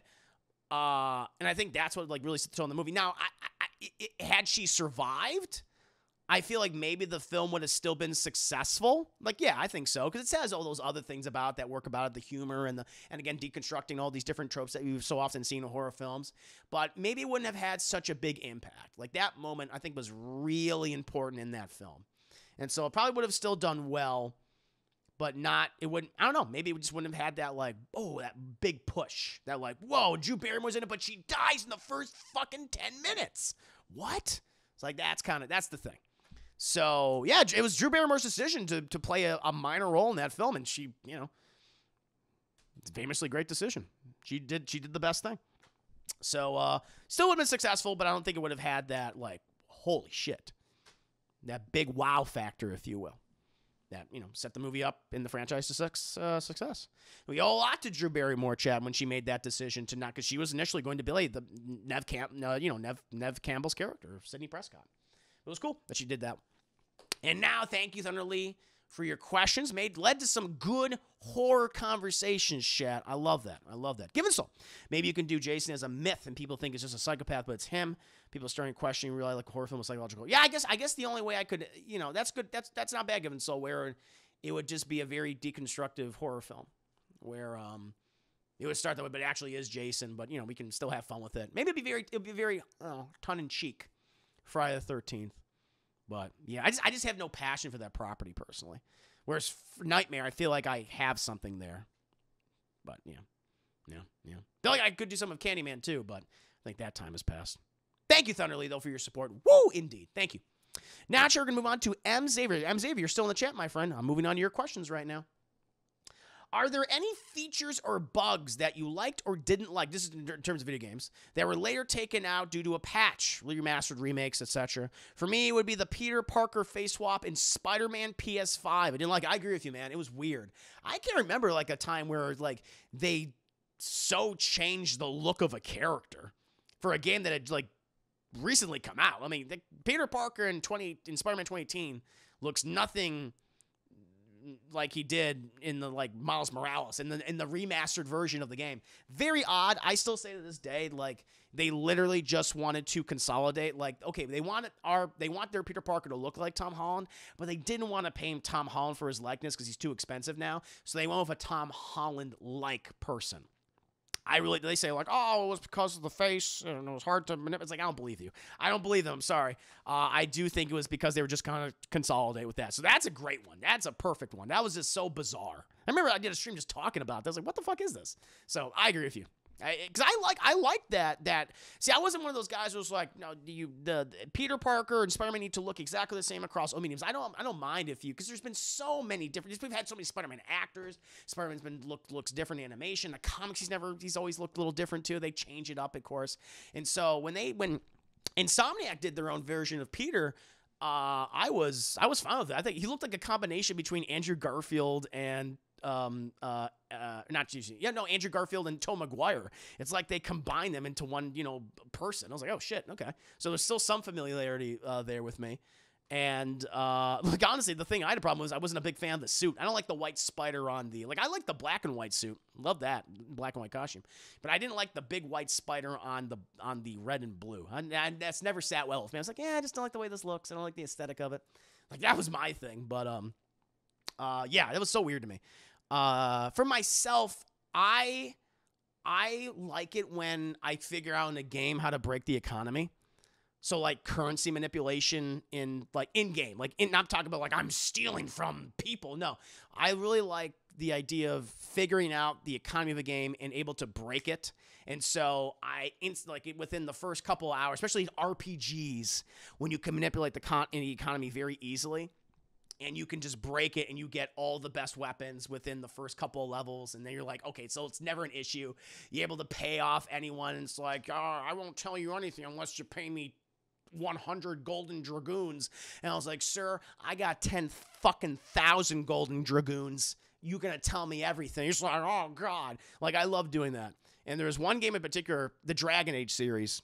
So easy to break that economy check because there were certain glitches, certain button combinations you're able to put in that you can do it. Like if you hit the Y and A button where you go to sell and junk it at the same time, then you're able to duplicate the item. It's like shit like that. And Dragon Age Origins had that. I think Dragon Age 2, but Dragon Age Inquisitions especially had that. And people were able to break the economy so easy. I was able to get all this gold, get all these rare materials. Oh, you can also copy. That's the other thing, too. You can clone rare materials in the game. So, like, the best materials like Dragon Bone and Dragon Scales. You got to chat Dragon Age. And so I had all, like, by level, like, by the 5th hour, I was so powerful. I was just going through enemies like that, basically breaking the game, but made for fun because I was like, yeah, I'm a god basically of this world now. It's such a low level. And then eventually BioWare went back in there and they're like, nope. And they got rid of the currency manipulation. It made me so mad. It made me so mad. I love that shit. I think there's like maybe a way that you can exploit it, but I think for mods, like that was in the console version. Like in mods, you can just easily just like, yeah, I'm gonna give myself a billion gold or whatever. But for us dirty, disgusting console peasants, chat, we couldn't do that. We can't put mods in our console game, so that was a big thing. Hear about Dragon Age 4 being a next-gen exclusive? Good. I hope so. I want the best possible version of that game. So make it next-gen exclusive. It's on a singular console or for whatever. Then it better be fucking good. There's no excuses then. See, I'm not like, bothered by next-gen exclusivity. That's what they should move on. Not bothered by console exclusivity because there's no excuses from the developer or the publisher. That game should be like one of the best games on the system then. You should be giving it all the resources that it absolutely needs. There's no excuses for a piss-poor product, in my opinion. I expect the best of the best of the best when it comes to those kind of games. So... yeah, don't want another Cyberpunk situation. Well, yeah, I broke the economy. They kept that in there, though, where I easily broke the economy of Cyberpunk, where I think it's if you sold this painting back and forth, you would easily obtain like 20,000 credits or whatever the currency is, like in the span of like a second. I was like, oh, fucking nice. And so I broke the economy of that game. I don't know if they fixed that in Cyberpunk. I haven't played it for over a year at this point, so no idea.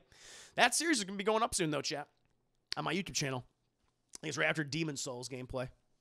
So, but yeah. Currency manipulation in the Dragon Age series for me. You ever beat that game? I did. I beat it. You can. I mean, I don't know if I did every single side quest, but I beat a shit ton of side quests. I wooed and bedded Pan Am, as you do, chat. She is adorable. She is my wife, as you know, and I beat the main campaign. Yeah. And I freed Keanu Reeves from my body. I believe. So we'll see. I don't know if I'll ever return to it. If they do like DLC, like story-based DLC, I will, but they haven't done that anytime soon. Chat. At this point, I don't think they're ever gonna do that. Who knows? I don't think they're even gonna return to that game, that series, if you will. That was such they've really spurned so many people because of the outright fucking lying and delivering such an underbaked product. So who knows what's gonna happen? It's a huge stain. Agreed, Glee. It's a huge stain on their reputation at this point. They fucking had gamers in the palm of their hand with like The Witcher and stuff. Like CD Projekt Red was so well respected, obviously with especially even The Witcher 2 was a great game, especially with the third one with the Wild Hunt, and they fucking threw that all away. That is amazing. That's amazing, man. We so often see like big publishers, developers lose someone like over a time period. Like maybe it's slow at first. There's a bleed off, but man, CD Projekt Red did it all at once. That was kind of crazy to see. Actually, that's related to another question. Actually, it's the next one from M. Xavier right here. Are there any games that you would like to see documentaries made of? This question comes to me after watching the God of War 2018 documentary, Racing Kratos. Great documentary, by the way. Yes, tons. Mass Effect series. I would love like a nice long 2-hour, 3-hour examination of that series. Mass Effect 1 and 2 and 3 and Andromeda. I want to know what the fuck happened in that game. I want to know what happened. Like a big deep dive into what worked, what didn't, what were some of the plans, I don't want like it's like a 30-minute puff piece. No, I want like a 3-hour, like, let's talk about the nitty-gritty details, the behind the scenes of this entire series, like all that shit. Even the game I don't like with Andromeda. Like, I want to know what the fuck happened. I want to hear from them. I mean, I already know what happened. There's been some great reporting over that game of the years and how they had a development cycle of 6 years. But they really didn't start working on the game until like the last year of development. So I was like, what the fuck? So a lot of that stuff. That's what I want. Definitely Mass Effect series. Resident Evil retrospective.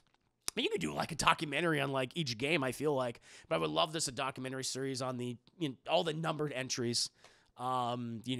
From like early days of 1, 2, and 3 to how they changed the formula with 4, how it started to go off the rails with 5 and 6, how they brought it back with 7 and 8 and the remakes and stuff. Yeah, definitely Resident Evil. I feel like that would be like such a long documentary, but I want that. I want like a really long series of documentaries about these games.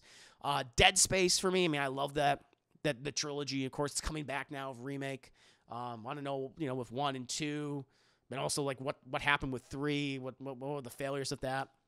Fallout, I think the Fallout franchise would be interesting, like starting with those original, top-down Fallout games, and then how it moved over when they was eventually bought by Bethesda. They turned it into this more of a first-person, RPG shooting series. I think that'd be cool. And the other one, chat, Cyberpunk 2077. I want to know what happened with that game.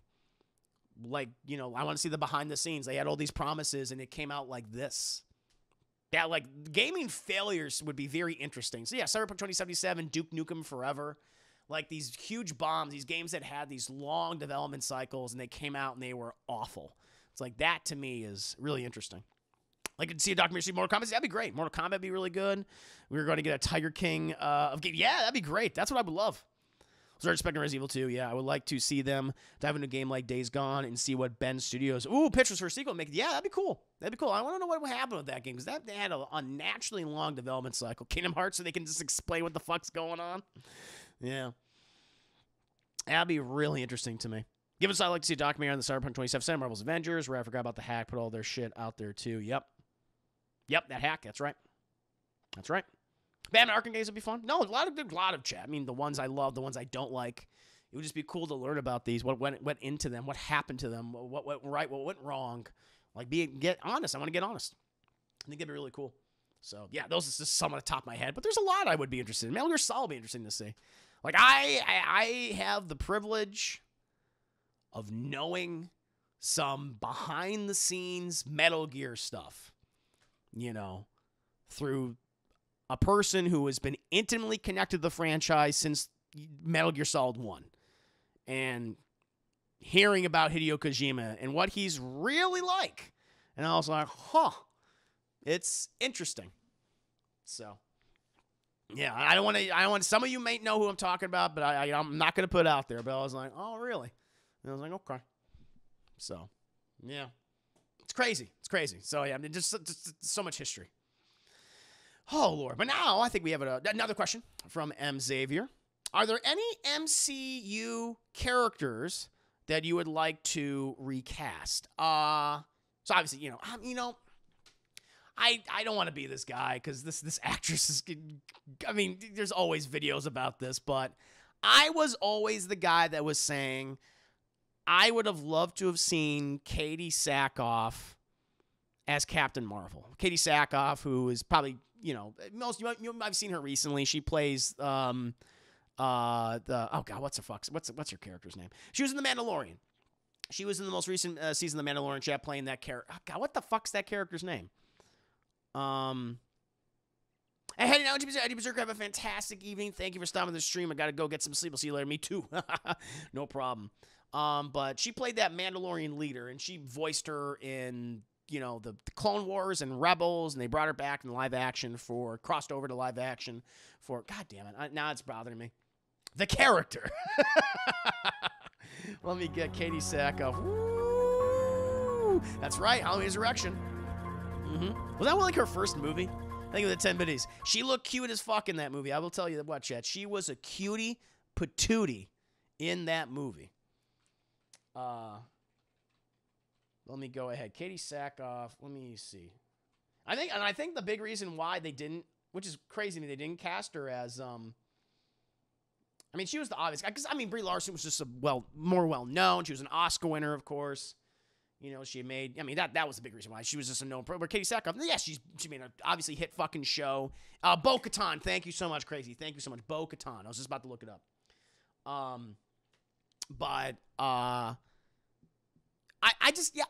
don't know. I don't think it's Brie Larson's fault. I just don't like the way the character's written all that much. Where I think Katie Sackhoff, she kind of plays Captain Marvel in Battlestar Galactica and Starbuck. I was like, oh, that's what the character should be. At least that's how I always felt. It's like, oh, she's obvious casting. And I don't know, maybe it was because of her age, because she's like 41. I mean, she's fucking young still. I think she could have pulled it off very easy. She looks fucking great. She's a talented actress. And I don't know, maybe I think it was just because even though people were fan casting her as Captain Marvel for years, Marvel went with Brie Larson just because she was more well-known. And she is. But I just don't know. I haven't been the biggest fan of how she's been played. And again, I don't think that's Brie Larson's fault. I just don't like the writing for the character. But I don't know. My choice was always Katie Sackhoff for me personally. And there's some other things too. Like there's some other actors who I just felt like they wasted them. It's like, God damn it. Like I like Doctor Strange a lot. I really like the movie. But I feel like Mads Mikkelsen as Caecilius was just wasted. It was such a throwaway villain role. Like, I like that movie, but it's just another villain you don't even remember. I would have loved to have seen like Mads Mikkelsen cast as, I don't know, Dr. Doom for a Fantastic Four, like playing Victor Von Doom. I think it would have made like a really cool, like more grounded Red Skull. Like, yeah, I did not like Hugo Weaving's performance as Red Skull. So maybe if they did like a more grounded version of that character, he was a more recurring threat, that would have been interesting. But yeah, those are some for me. He looks more like Carol Danvers. Yeah, I'm just going by performance. But again, I don't want to be that guy. It's like Brie Larson sucks. I'm like, I don't want to be that guy. Brie Larson's a very talented actress. She's great. I'm kind of lukewarm on her as the character so far.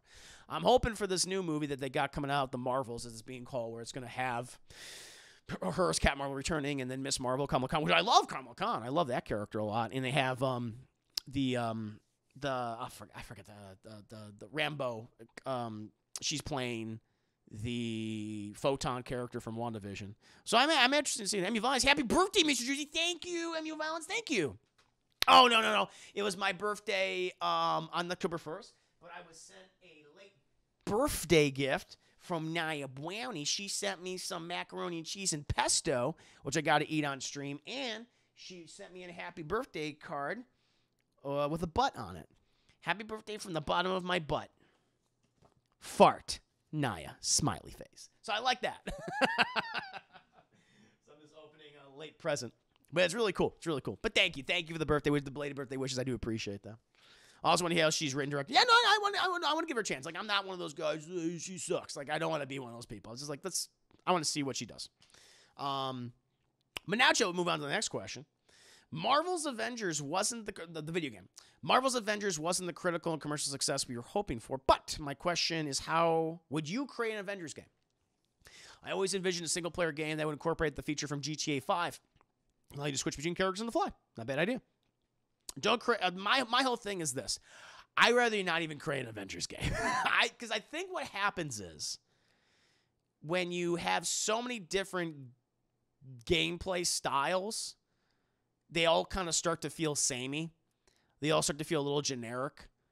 And that's what I felt with that Avengers game. When I played the beta, I was like, I'm not getting like a lot of variety. I know Iron Man can fly and Hulk's a brawler and you can throw a cap shield, but I don't know. I just didn't really like the way it felt. It felt very grindy too.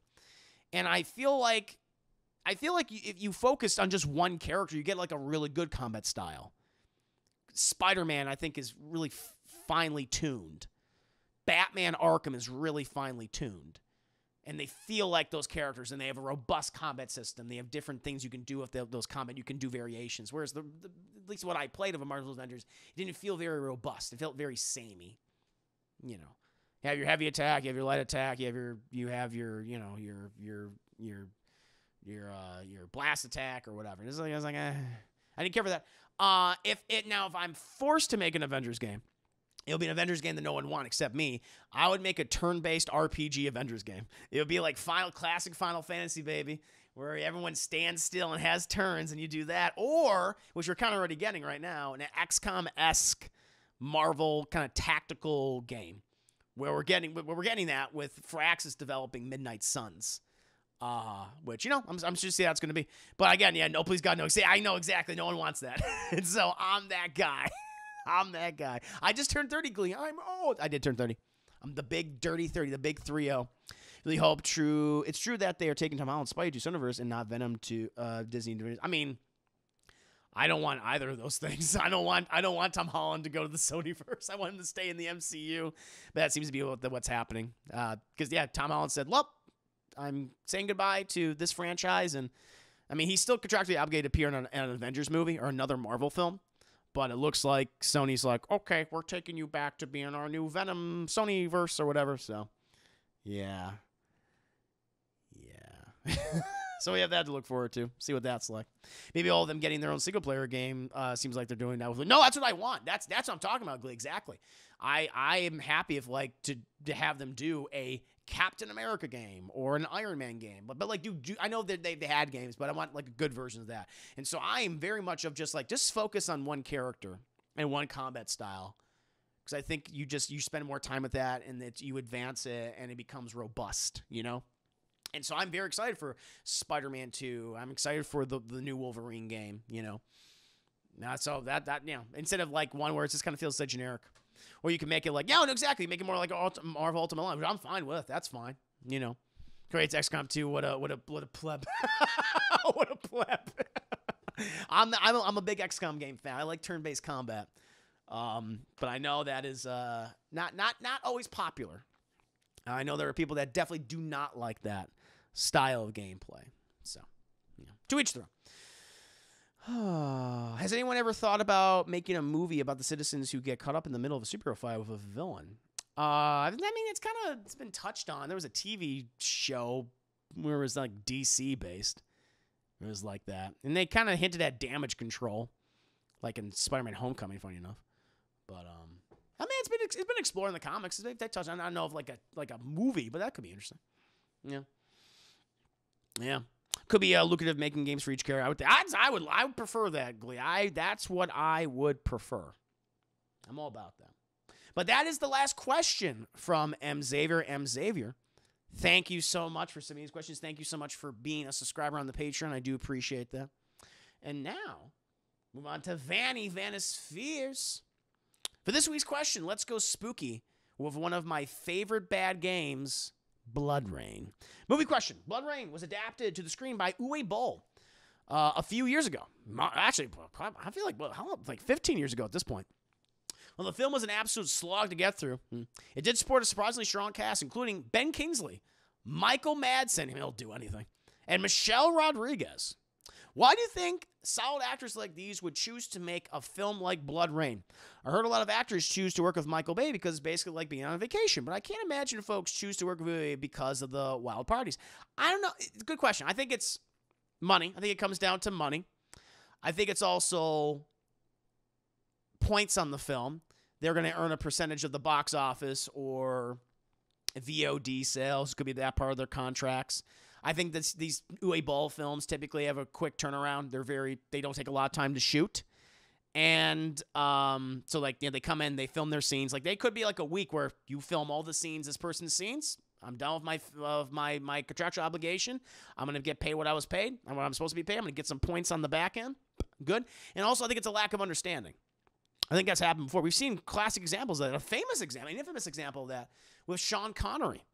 What made him retire. Like, he famously passed on a role in The Matrix. Not Morpheus. Often people say he passed on the Morpheus. It was not. He was supposed to play the architect character, the Colonel Sanders-looking guy in the second one. And he also passed on Lord of the Rings. He was offered the role of Gandalf, but he didn't understand Lord of the Rings. He didn't understand The Matrix. And he's like, well, both of those movies were fucking huge successes. Shit. And so then he was given a script to League of Extraordinary Gentlemen. He's like, I don't get it, but everyone's talking about these kind of films. And it was an awful experience for him. And that's what, and for everyone involved, I think.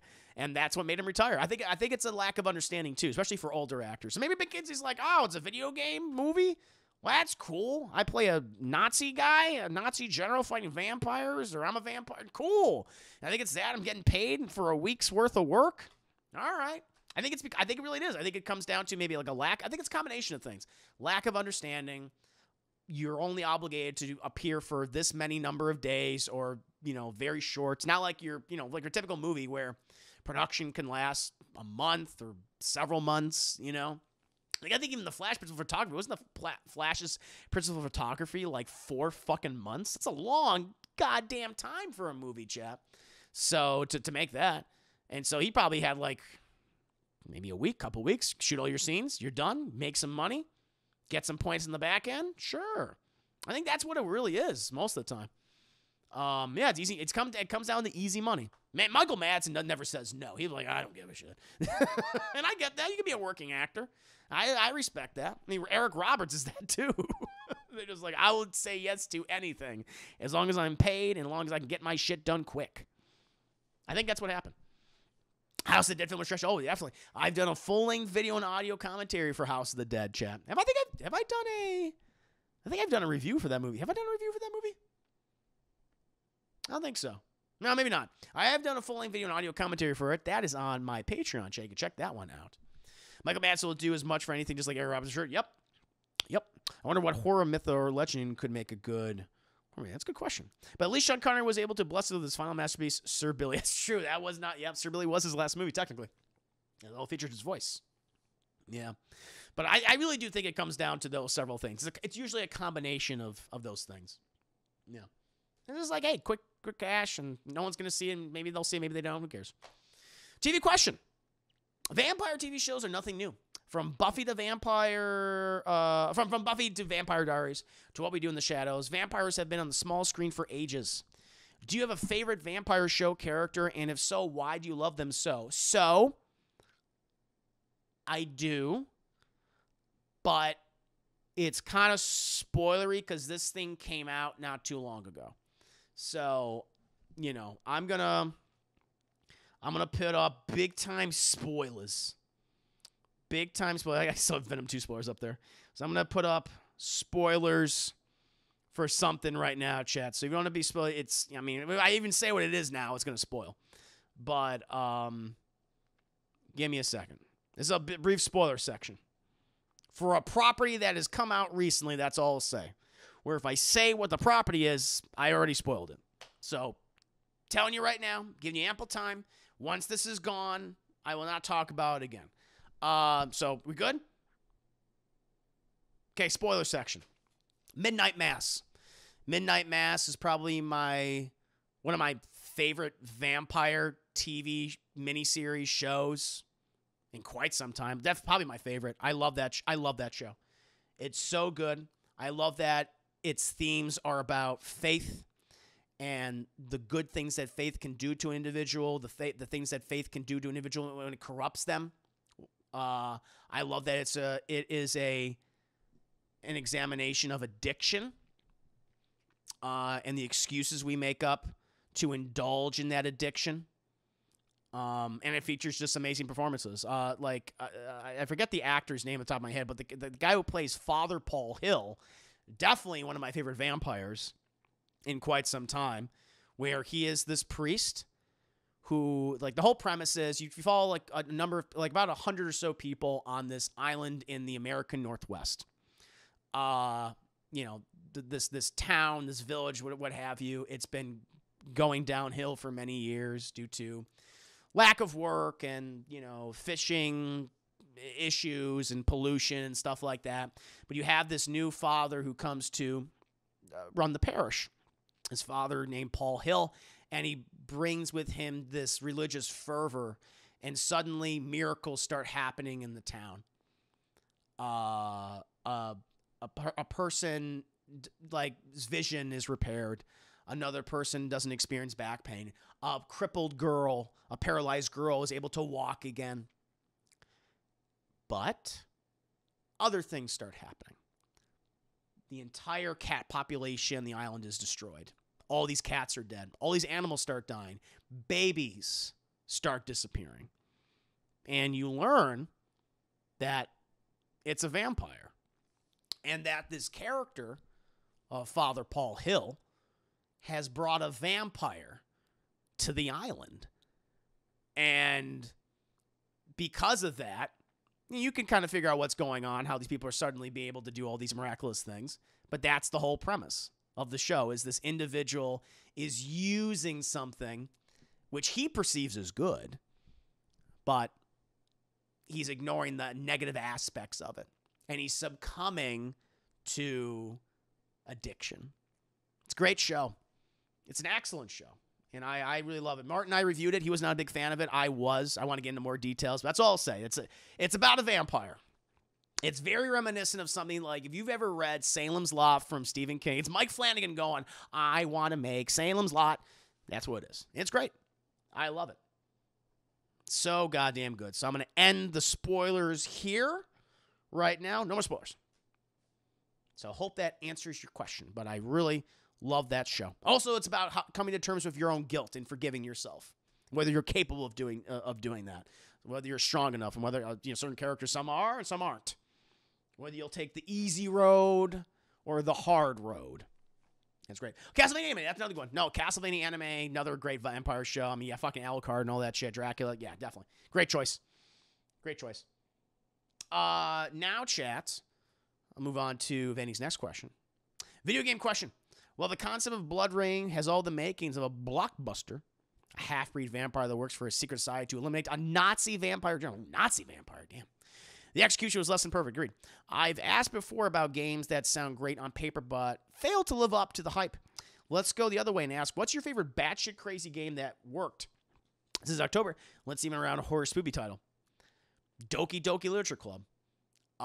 Again, it's hard because I want to play that game again on stream someday for you guys. I have played it once, but for those of you who have not experienced it, it is a Japanese virtual novel game. Like any seemingly ordinary Japanese virtual novel where you play a male character who joins a book and poetry club with 4, anime girls. They got big boobs and all that stuff. They're very flirtatious and things. You can form relations with them. But weird stuff starts to happen.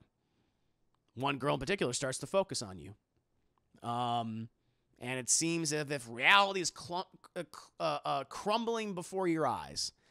And I was taken aback. Like, I knew that apparently it got weird, but I didn't know too much. I didn't know the whole premise. I was like, okay, what the fuck? There's some disturbing imagery in there.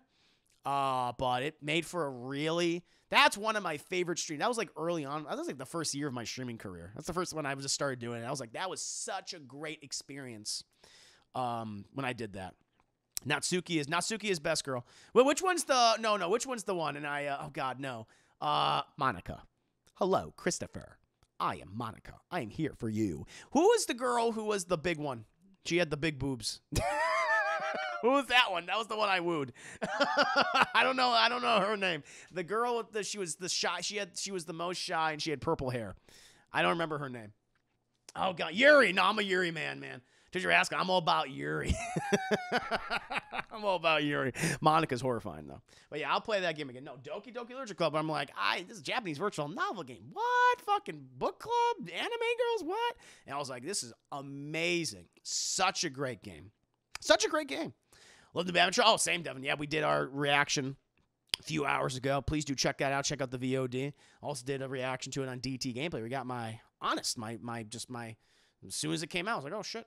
There you go. My authentic reactions to it. But yeah, definitely Doki Doki Literature Club.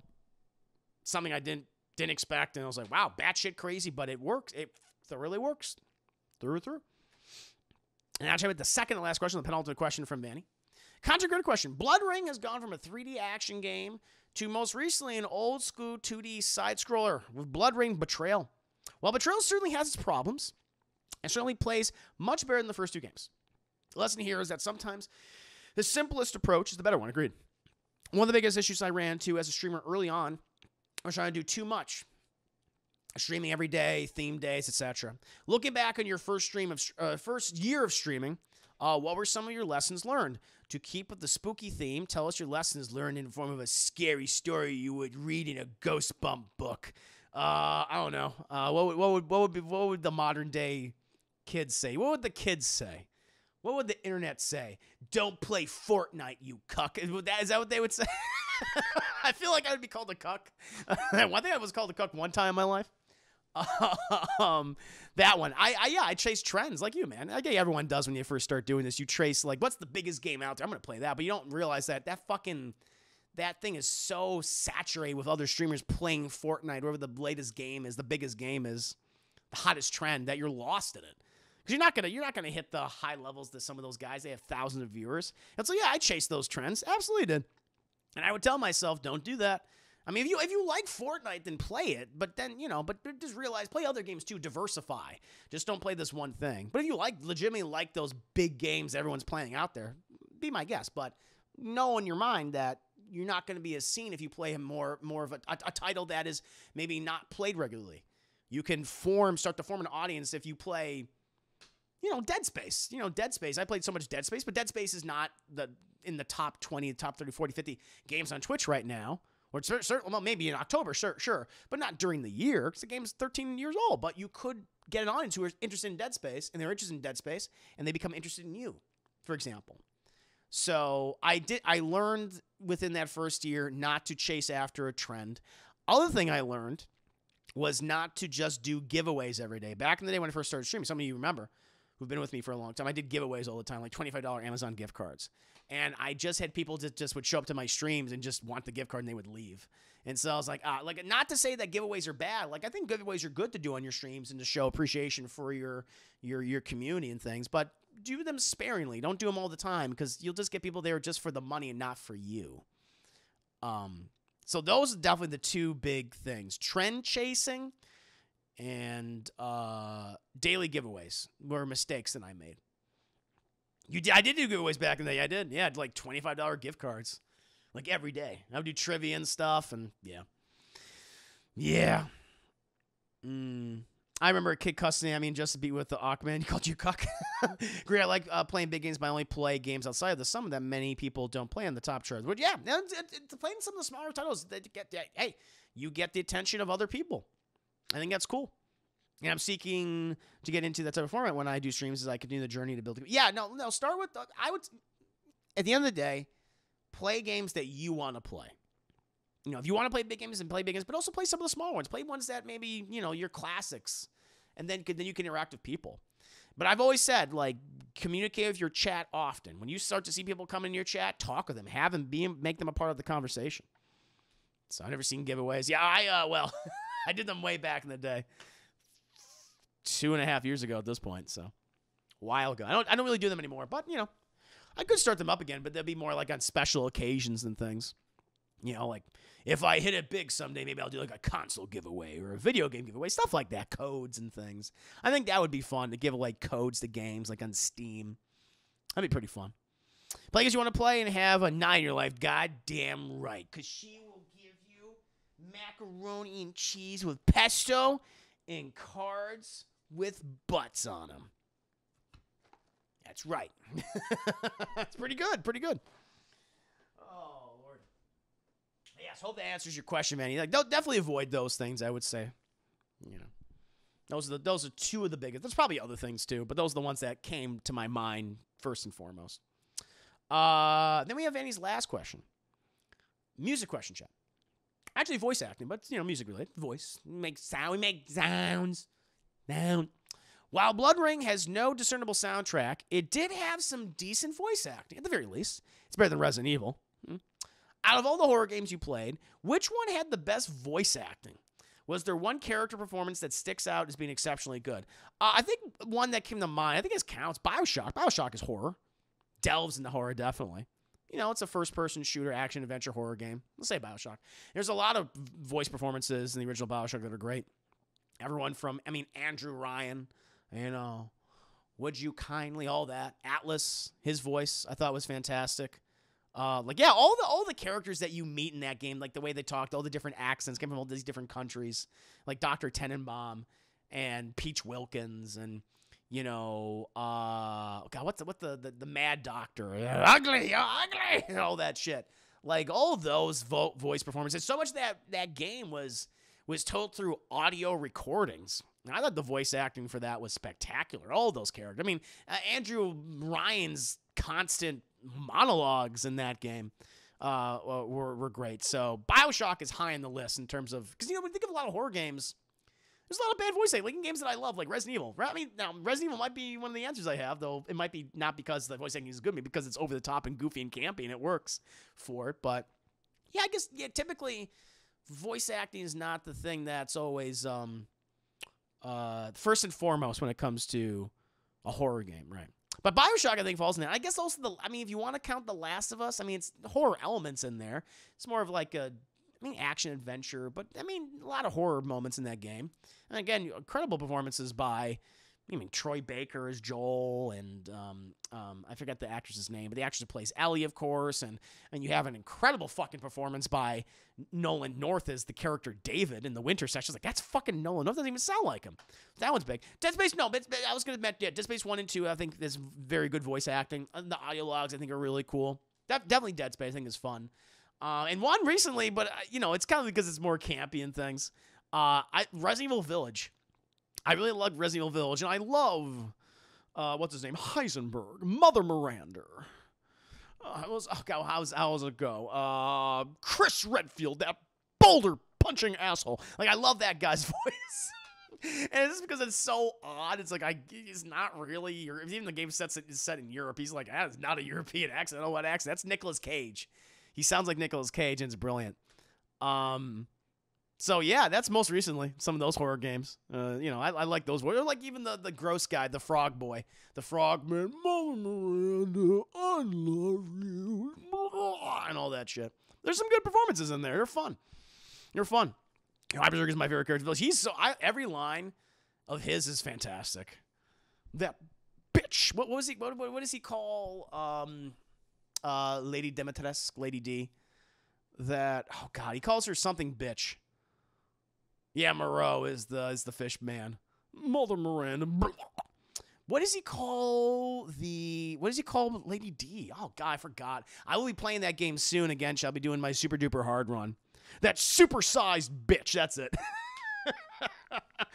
Bitch. Yeah, he enunciates. The thing about Heisenberg, because there's some people that don't like him. I fucking love him. I think maybe his section is definitely the weakest, of the game. But I still like it. I still enjoy it. Like, it's like a Frankenstein, like House of Frankenstein section. But I just really love that character and that guy's voice acting. Funny enough, the guy that voices Heisenberg, he also voices what's his name? Was it Nikolai or Mikhail? Nikolai from Resident Evil 3 Remake. Same guy. Is the evil Russian. I'm evil Russian, Jill. I must watch you fight Nemesis for money. I must record footage. Yeah. Ugly-ass psycho doll and that moronic freak. Yeah, I just love how he enunciates certain consonants and vowels. It's a really great job. It stands out to me. And so that's why I think of Resident Evil Village. Like, Resident Evil Village has some fucking goofy lines. Because it's Resident Evil, it's supposed to be goofy. It's a campy B movie. But I just really like the way that guy talks. So that's why I would put it on the list, too. Definitely. But that is the last question from Vanny. Music question. Good one. Good one in. So I would say BioShock, Last of Us, Removal Village, and the Dead Space. So, you know, I mean, Dead Space 3. I mean, Dead Space 3, again, it's just, there's great voice acting in that game, especially the audio logs. And you learn about the history of, you know, when you're on that winter plan and stuff. It's just that there's also some bad writing in that, too. Where the whole fucking love triangle. In the Scientology, I mean it is the Unitology mumbo jumbo gets a little too out there for me. Only played a few horror games, so don't know which ones has bad voice acting. I would tell you which ones had voice act. I could tell you which ones had bad voice acting in JRPG games. Fair enough, or like dubs and stuff. I mean, there's some notable ones. You got Titus from Final Fantasy X. Ha ha ha ha ha ha ha ha. Oh, I know. There's some standouts. And now, chat, we're on to our last group of questions. This is from Stefan Ducking Henry. Ducking Henry, if you're still here, appreciate the questions, my friend. Hey-o, Chris, my chum, old buddy, old pal. This week you reviewed Halloween 1, 1978, and Halloween 2018. So my questions are, question 1. Michael Myers scared the mess out of me as a kid. Thinking on it now, a killer who only walks is not a bad deal. Not a bad deal. What slashers do you think you could escape or maybe even take down? I can only think of 2. Michael, Michael, listen, if you've seen Halloween Kills, you're fucked. It's like it's over. It's not happening. You ain't going to beat him. You're fucked when it comes to Michael. You're fucked when it comes to Jason. Freddy's going to fuck you up. Candyman's going to fuck you up. That's over. I feel like I could probably take 2 killers on. I feel like I can fight them and definitely run away from them. Chucky, I can kick Chucky's ass. I'll tell you that right now. Yeah, he's got a little knife and shit. But we're talking like, you know, OG Chucky, I'm a fucking serial killer instead of a little doll. Not like Chucky, I can control every electronic in your house. Because if I was fighting Mark Hamill Chucky, he would kill me. I'd be dead. But OG Chucky, I'd kick his ass. I'd be like, fuck it. I would do my strategy chat. Like if I was attacked by like rabid little children or some shit, strategy would go for the lake. Like, go for their leg, get them, and go right on the floor. Boom! Whip them right on the floor, chat. Bust their little brains out. That's how you got to do it. And so I think I would do that with Chucky. I would just throw him. I would be, like, using so much momentum, throwing him around, chat, and I would just bash him onto the goddamn walls. He wouldn't even have fucking time to stab me with that fucking kitchen knife. He wouldn't have enough momentum because I have too much momentum. I feel like I could take Chucky out pretty goddamn good. I would yeet him. I would yeet his ass, chat. No question. I can take Chucky on. Like, those other guys, no. But I feel like I would be able to escape him or I would be able to kill him. No question. Other person, Ghostface. Now, Ghostface has fucked other people up, but, you know, Ghostface, we've seen. You could throw shit at Ghostface. Ghostfaces can be anybody. It's been multiple different characters, chat. I feel like I could take on, like, you know, Skeet Ulrich Ghostface. I think I could take on Matthew Lillard Ghostface. I would take on Aunt Jackie Ghostface. And they might kill me. But I still feel like I would have a chance at the very least with one of the Ghostfaces. He's very human. Like, you can fucking hurt him. You can kill him. You know that. Chucky, the same way, because he's small. He's diminutive. He's got widow arms and widow stubby legs, so I can either outrun him. But I feel like Ghostface, I'd be like, okay, there's a chance. You know, I feel pretty good with that one. Ghostface probably can kill me easier than Chucky, but at the same time, I feel like I still have a fighting chance. Those are only 2. Everyone else would fucking kill me. There's no doubt about that. Michael, especially this last movie, I'd be dead. Like, my God, I hope Michael has a knife so he can just end me quick. Because like I told you, chat, if Michael does not have a knife and he just has his bare hands, you are fucked. You're in for a world of hurt. Jason, kill me. Freddy, definitely kill me. I'm asleep. Chat, you know what? Naya says I'm a sleepy boy, so I'd be like the first victim in a Nightmare on Elm Street movie. Candyman, yeah, he would put his hook up my asshole and that'd be it. That'd be done. Be like the psychiatrist in the original movie. Fucked. Leprechaun kicked my ass because I thought Leprechaun was like, no, Leprechaun, you can use magic and shit. So Leprechaun would definitely fuck me up, no question. So yeah, those are kind of the big ones. And then, like, you know, we go with the sci-fi horror. Alien, dead. The Thing, definitely dead. So, yeah.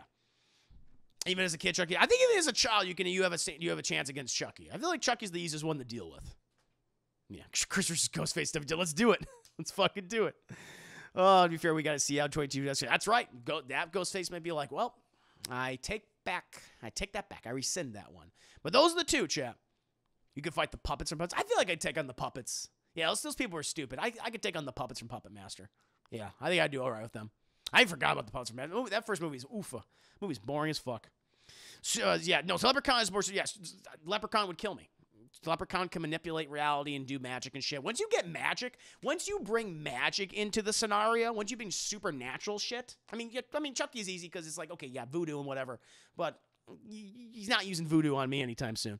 But Leprechaun would take us out. There's no question. We would not be able to deal with Leprechaun. Children of the Corn, because a lot of those kids are like older though, because some of them are like teenagers, so I feel like I could be overrun by, because I wouldn't be able to fight them off. They would win in numbers. I'd be able to brain a couple of those kids, Chad. I'd be able to grab them, go against a wall, yeet them. Definitely taking out 3 or 4 of those kids, but I feel like, a Malachi would start stabbing my tummy, and that'd be it. So I would take some of the Children of the Corn out, but not all of them. Not all of them by any stretch of the imagination. Again, Chucky, Ghostface, take them. Outside of that, fucked. That's how it is. That's how it is, Joe. And now we'll move on to question 2. Michael's reasons for his murder spree are dubious to both the audience and his fellow characters. True. What murderers' reasons for killing actually gave you some sort of sympathy for them? Were there any? What reasons were just fucking stupid? I can't think of anything. Like, people were upset that Michael and Laurie were not related anymore. When they did the spiritual, when they did 2018, they're not like, Laurie Strode is not the sister of Michael Myers. And some people were bothered by that. But when you think about it, even when it's confirmed that they are siblings, you still don't know why Michael wants to kill Laurie. Like, why does it's like, it's a sister, right? But why does he want to kill a sister? They never say that. They never say it. But what's motivating him? Is this because it's a sister, like it's Judith? Like, there's nothing until part 6. Yeah, I mean, the thorn, the cold. Yeah, I guess that's true. But even before that, it's like, wait, what's the reason? It doesn't make any goddamn sense. And so even then, it's like, I mean, a lot of slashers. Like, I'm trying to think of like any other ones, like evil intentions. I think like most of them just have like these evil intentions, or they're being manipulated, but they're already kind of pieces of shits to begin with. Like, I'm trying to think, like, the only one I'm like, Candyman. But when you think of Candyman, even in the original film, like 92 film, he's still like, I sympathized with how he died, on how he fell in love with this woman and he got her and she became pregnant and he was killed because he was a black man. I mean, he's a very sympathetic villain, but at the same time, he's still murdering people anyway. He's still killing other black people in that film. Like, he's not like, I think it's weird because Candyman has been, he's been considered like, oh, he's a fighter against racial injustice. He's not really. He's more of like a vengeful spirit. He'll kill you no matter what. He doesn't care what your race or creed is. He's like, I'm going to kill you no matter what. I guess in the new movie, they kind of, in a way, pitched him as a racial injustice fighter, but he's never really been that. His origins are, I sympathize with him, but he's still a monster at the end of the day. Like, he's the only other one I could really think of who I can ever have any semblance of sympathy for. But again, he's doing really shitty things. He's killing kids. He's castrating children in that movie. So my sympathy can only go so far. But everything else, I'm like, yeah, I couldn't. I mean, there's a lot of stupid reasons. I mean, what Jason kills because he misses his mom. He's got mommy issues. That's why he kills. Which I always thought was dumb. I mean, Michael, we just don't know. Freddy just wants revenge against the parents who killed him years ago. So I get his motivation, but he's still a piece of shit. Leprechaun does it because he thinks it's funny. Chucky does it because I guess he just wants another body. I understand some of these motivations, but they're not sympathetic. Like Candyman, again, Candyman is a very tragic backstory. He's a romantic figure. He wants to have a relationship with this woman in Helen, but he's still doing really underhanded, evil shit to do it. So I never really can't feel sorry for him throughout the movie. I can feel sorry for what happened, what created him, but not for what he is now. That's still, yeah, I think overall, I can't think of anything. I am the writing on the wall, the whisper in the classroom. Be my victim. Hell yeah. Might got a brother, he'll be like, bro, let me hug you, crush. Yes. What about Jason's mom? No. Well, no, because I was thinking about that. I was thinking about that, Axel, because she is trying to get revenge for the death of her son, the camp counselors. But these fucking camp counselors, these new ones had nothing to do with the death of her son. They didn't know him. Because then the premise of the movie is that happened, years ago? What fucking Jason died, like in the 60s or some shit? I forget what his death. I mean, I know it's official. It's somewhere. Someone knows the fucking thing. I lost my train of thought. It's late. So yeah, I get why she'd be mad at the original camp counselor. She wants to kill them. Like, okay, I get you. But like, these new kids had nothing to fucking do with it. And so at that point, I don't feel sorry for her. Carrie. Yeah. To an extent. Those bully, like John Travolta and what's her name, they deserved it. But like, some of those people were fucking innocent. Like the teacher was caring for her, and Carrie, because of the abuse that she's gone through, she imagines everyone's like laughing, and that's a great scene in the original Carrie. C. Spacek does a great job, and so does Brian De Palma. But I like that scene when she thinks everyone's laughing at her, but they're not. It's only like the two fucking pieces of shit that did the prank. Everyone else is kind of horrified by what happened. But it's just her imagining everyone else laughing, and then she just fucking slaughters them all. I mean, to a degree, the people that deserve to die, they die, but then she also kills people who didn't deserve to die. So, you do still feel something to the realms like, you didn't need to kill everybody. You didn't have to do everything. Some people, like, legitimately tried to help you. And she fucking kills the teacher that was always on her corner and stuff, and like, even like her prom king date. Like, he stood by her. He was like, who the fuck did this? He was upset, and he ends up dying too. And so it's just like, oh, So I don't know, to a degree, but she went too far. She killed a lot of innocent people. So, yeah. Even though Jason's mom is the killer in the Friday First 17th Teeth, you see man hands. That's true. You do see man hands. That's right. They couldn't hide that. Those are not her hands. Oh, that's a good point. Get her crazy mom besides that. Yeah, the crazy mom too. You feel sorry for her situation. Yes, you do. She's very sympathetic, but I cannot stand by her slaughtering all those kids in the gymnasium when they were horrified by what happened. Like, I remember the movie. They were like, what the fuck? But she imagined them all laughing at her, but they really weren't. And then she went on the killing spree. So, used Ducky Carey's me in high school. Oh, no. And Dr. Drucker from Nightbreed is just psychopath. No, I'm death. Plain and simple. Yeah. Simply insanity, though, and she didn't kill her date anyway. The bucket cracked his... Did he die? It cracked his skull. That's right. The bucket fell on him. That's right. He got knocked out. Did you like the remake for Carrie? Never saw it. I didn't see it. I know it has... What's her name in it? Jesus. Oh, God damn it. I know this actress's name. I'm losing my mind, chat. Fucking the hit girl. Chloe Grace Moretz. Thank you, Chloe Grace Moretz. I never saw the remake. I only seen the original one. I think I seen parts of like the Sci-Fi Channel original movie Carrie 2 or whatever. What's that I could think of with a bit of sympathy, but he's just another deranged slasher's Harry Warden who slaughtered Canucks in a mining town. Already heading out. Good night, Juicy, and good night, everyone. See you later. Thank you. We'll be wrapping up in a bit. My friend, told you it's a thick, girthy, well-endowed stream tonight. But now we're going to move on to Duck and Henry Stefan's third question. He has 5. Halloween 2018 deals with trauma and how messed up a person should be after going through a horror movie. What sequels in media do you think showed survivors' trauma well? There was a number that came to mind for me. Ellen Ripley in Aliens.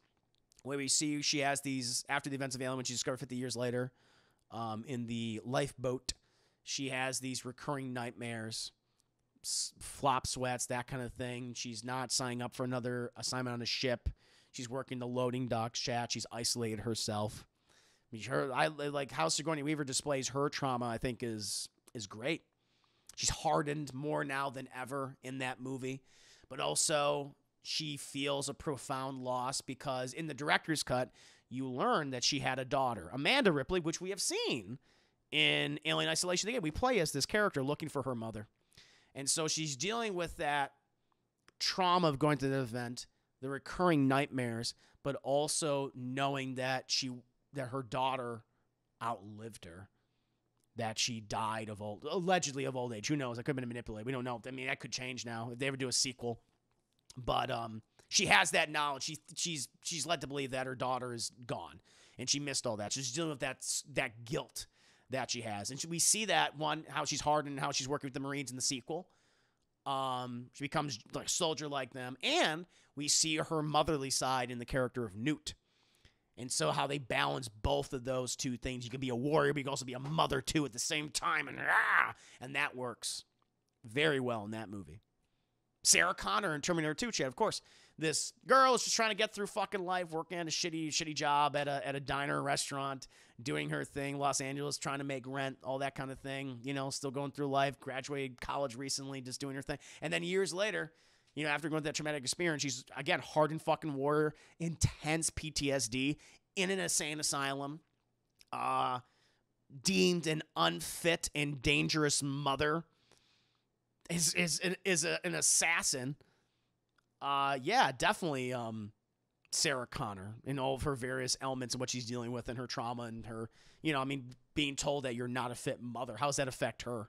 And yet she thinks that she is the most, and despite all that, despite being told she's an unfit mother, she is the person that is best to protect John. So definitely that one. Casfade now. Casfade, thank you so much for stopping the stream. Are you saying, I'm sorry. Ducky, I got a date with my sleep paralysis demon night. Chat. Good night, Newsy Ducky. Sleep well. I appreciate you. Yeah. Another one, Danny Torrance from Dr. Sleep. The sequel, of course, to The Shining, Chat, where because of the trauma that he had throughout his life and the loss of his mother and obviously the violent loss of his father, he developed, alcoholism. He became a drunk. And that affected him for years, and he has that with him. He always carries that with him throughout the entire movie. Even like one of the most beautiful scenes in that movie is when he goes back to the Overlook Hotel, and he confronts his father, who's now become a permanent fixture of it. I'm Lloyd, the bartender. And he just has that conversation explaining what him and his mother went through and trying to get through to his father. But, his father's just like, no, this, you know what this is? This is medicine. This makes all these days of resentment and your fucking wife looking at you and your son looking at you in the worst possible way. This is what numbs the pain. And he offers Danny a drink. Man takes a drink takes a drink, and a drink takes a man. And he stops it. He doesn't allow himself that, but he still has that insatiable. It's his addiction, that insatiable desire to do that because of everything he's gone through. So definitely Danny Torrance from Dr. Sleep, huge. And then Wolverine, I think from Logan, I will say someone who is he has survivor's guilt. He has this trauma, but because of the events of we don't even see, we're just told about, where mutant kind has been exterminated due to certain chemicals placed in food products and drinks and things, but also because Professor X, because of his I guess he has some type of degenerative disease in regards to his mind, his brain, and his seizures that he experiences, accidentally kills, you're led to believe, kills all the X-Men. But he survives. And Logan has to live with that guilt because his thing, he can't die. And also he has to take care of this person who took away that world. So he's dealing with like this love and this resentment towards this character. Alzheimer's. Yeah, definitely Alzheimer's. Mixed with all these seizures that he has. So definitely, Logan. Logan has that. I mean, Logan tries to kill himself in the movie. He talks about, like, I keep this bullet around, and he's like, I just wanted to fucking shoot myself. So that's huge. Like, those are the four characters I think off the top of my head. Ellen Ripley from Aliens, Sarah Connor from T2, Danny Torrance in Dr. Sleep, and Wolverine Logan in Logan. Those are the big ones for me. I was mad about Bloody Valentine. I've never seen the original Bloody Valentine. I've never seen the remake. I haven't seen either. I'm unfamiliar with them. But I think we have two more questions. Yes. Halloween was one of the pioneers of the slasher tropes. Sex and drugs gets you killed. True. What are some other good pioneers of cliche horror tropes? I was thinking like of good pioneers of cliche horror tropes, or like good tropes, or ones I don't mind so much. And it was hard for me to think about this, honestly. I'm thinking, reading cursed books or objects. And I think like Evil Dead is known for that. It's like, Ash, why the fuck are you reading the Necronomicon? Don't do that. But you can't help it. You have this insatiable desire to read it. That was always, I think that was one that worked. I mean, now we all, I think there was already people like reading evil text that brings to life the monster, the entity, or the plague, or whatever. But Evil Dead's the only one, always the one that comes to mind, because Ash can't fucking help himself but read that goddamn book every single time. So definitely that. I think reading cursed books or objects, let's say Evil Dead maybe popularized that, even though it's already been around for a while. That's the one that my mind often goes to. I don't know. I mean, we also have like the ineffective cops trope, which was also showcased in Halloween. We see that so often all the time. But I think that was already, that's in a lot of movies in general. But I don't know. Like, this is a good one, Chad. Like, splitting up. Splitting up. See, I'm trying to think of like other good pioneers of cliche horror tropes. That's what I was thinking. Like, what's a movie that showcases that trope, but it's a good movie at the same time? Or it's like, I don't know. I mean, like Halloween doesn't really have anyone, like the original Halloween doesn't really have anyone splitting up. Funny enough. Like, they all go their separate ways, but it's not because it's like, we know there's a killer. They're unaware of a killer for the most part, like until like the very end of the movie, aside from the police and maybe Dr. Loomis. But Laurie and Annie and was it Lindy? They don't know until they finally do die. So I don't know. Yeah. Cause of all this shit with the Deadites and the book. Yeah, exactly. And Ash is another character who I can think of with trauma. I guess that's true, although he's dealt with it very well. Because he's so stupid. That's the thing, like, Ash is kind of, like, so wonderfully ignorant. Because he is an idiot. But he's a charming idiot at the same time. Like, he'll say something stupid, but it's like, I can't be mad at you because you don't know what the fuck you're talking about half the time. But he's dealt with it well. I think Ash has dealt with it. Well, you know what? Maybe not. Maybe, you know what? Hold on. Let me back up a little bit. Because Ash has been stagnant. Ash is so immature. He literally still thinks he's that 20, old guy or whatever, all those years ago, going to the cabin with his girlfriend or his friends, whichever version you prefer. He still has that fucking mindset. He's like a pup. He's a Labrador, but he has that mindset. Even though he's in his 50s or 60s by the time we get to the Ash vs. Evil Dead series, he still acts that way. So yeah, I guess that's another good one where I guess we don't see it at first because he's just such a comedic character. But you're right. He is stuck. He didn't grow up because of the trauma he dealt with all those years ago, and he lives by it. He constantly references it's that his legacy. He won't let his legacy. He's let his legacy change in the worst way. Whereas what his legacy is changing where he has not changed. Yeah, that's a good one. That's a good one. I did not consider that, Casey. Hey, Lady Peace, welcome to stream. Hope you're doing very well. Salty. I'm not salty. We're just having fun, having a good time.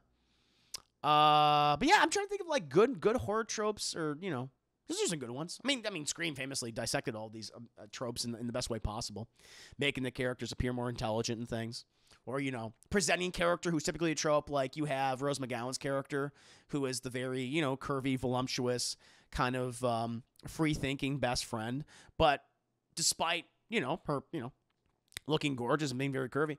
And being kind of aloof, she's actually very intelligent and she's street smart and she knows what she's doing.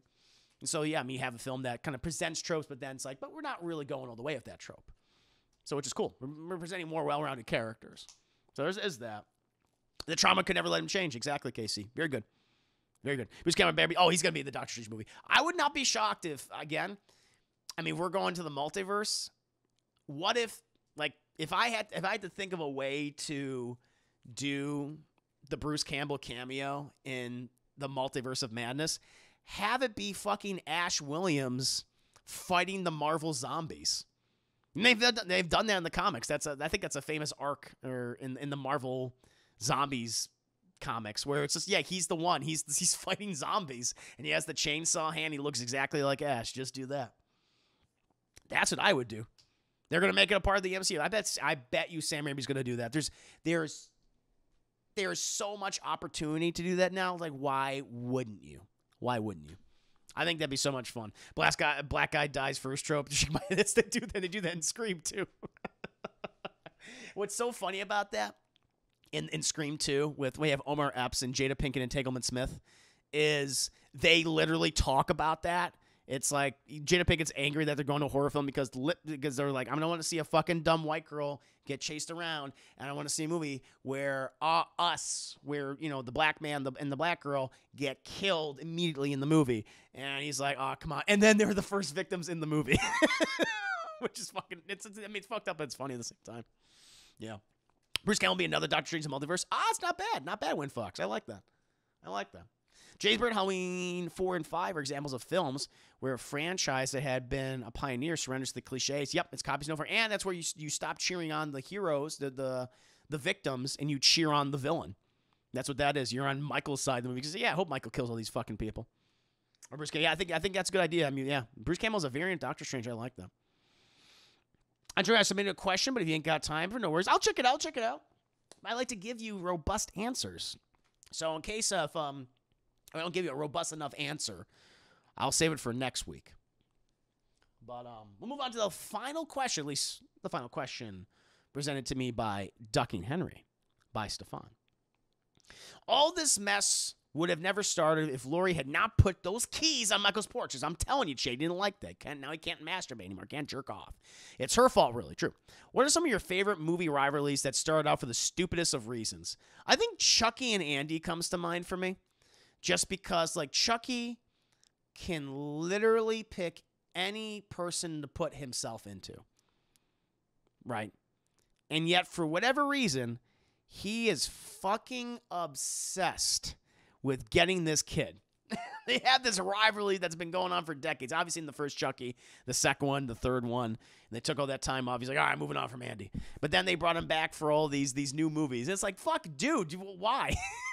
He's like, yeah, I guess because he's a psychotic, killer. He's obsessed. He has these obsessions. So he's like, I won't let this go. I was like, you have so many fucking options, Chucky. Why don't you just go to someone else? It never made any sense to me. But it's just because it's obsession.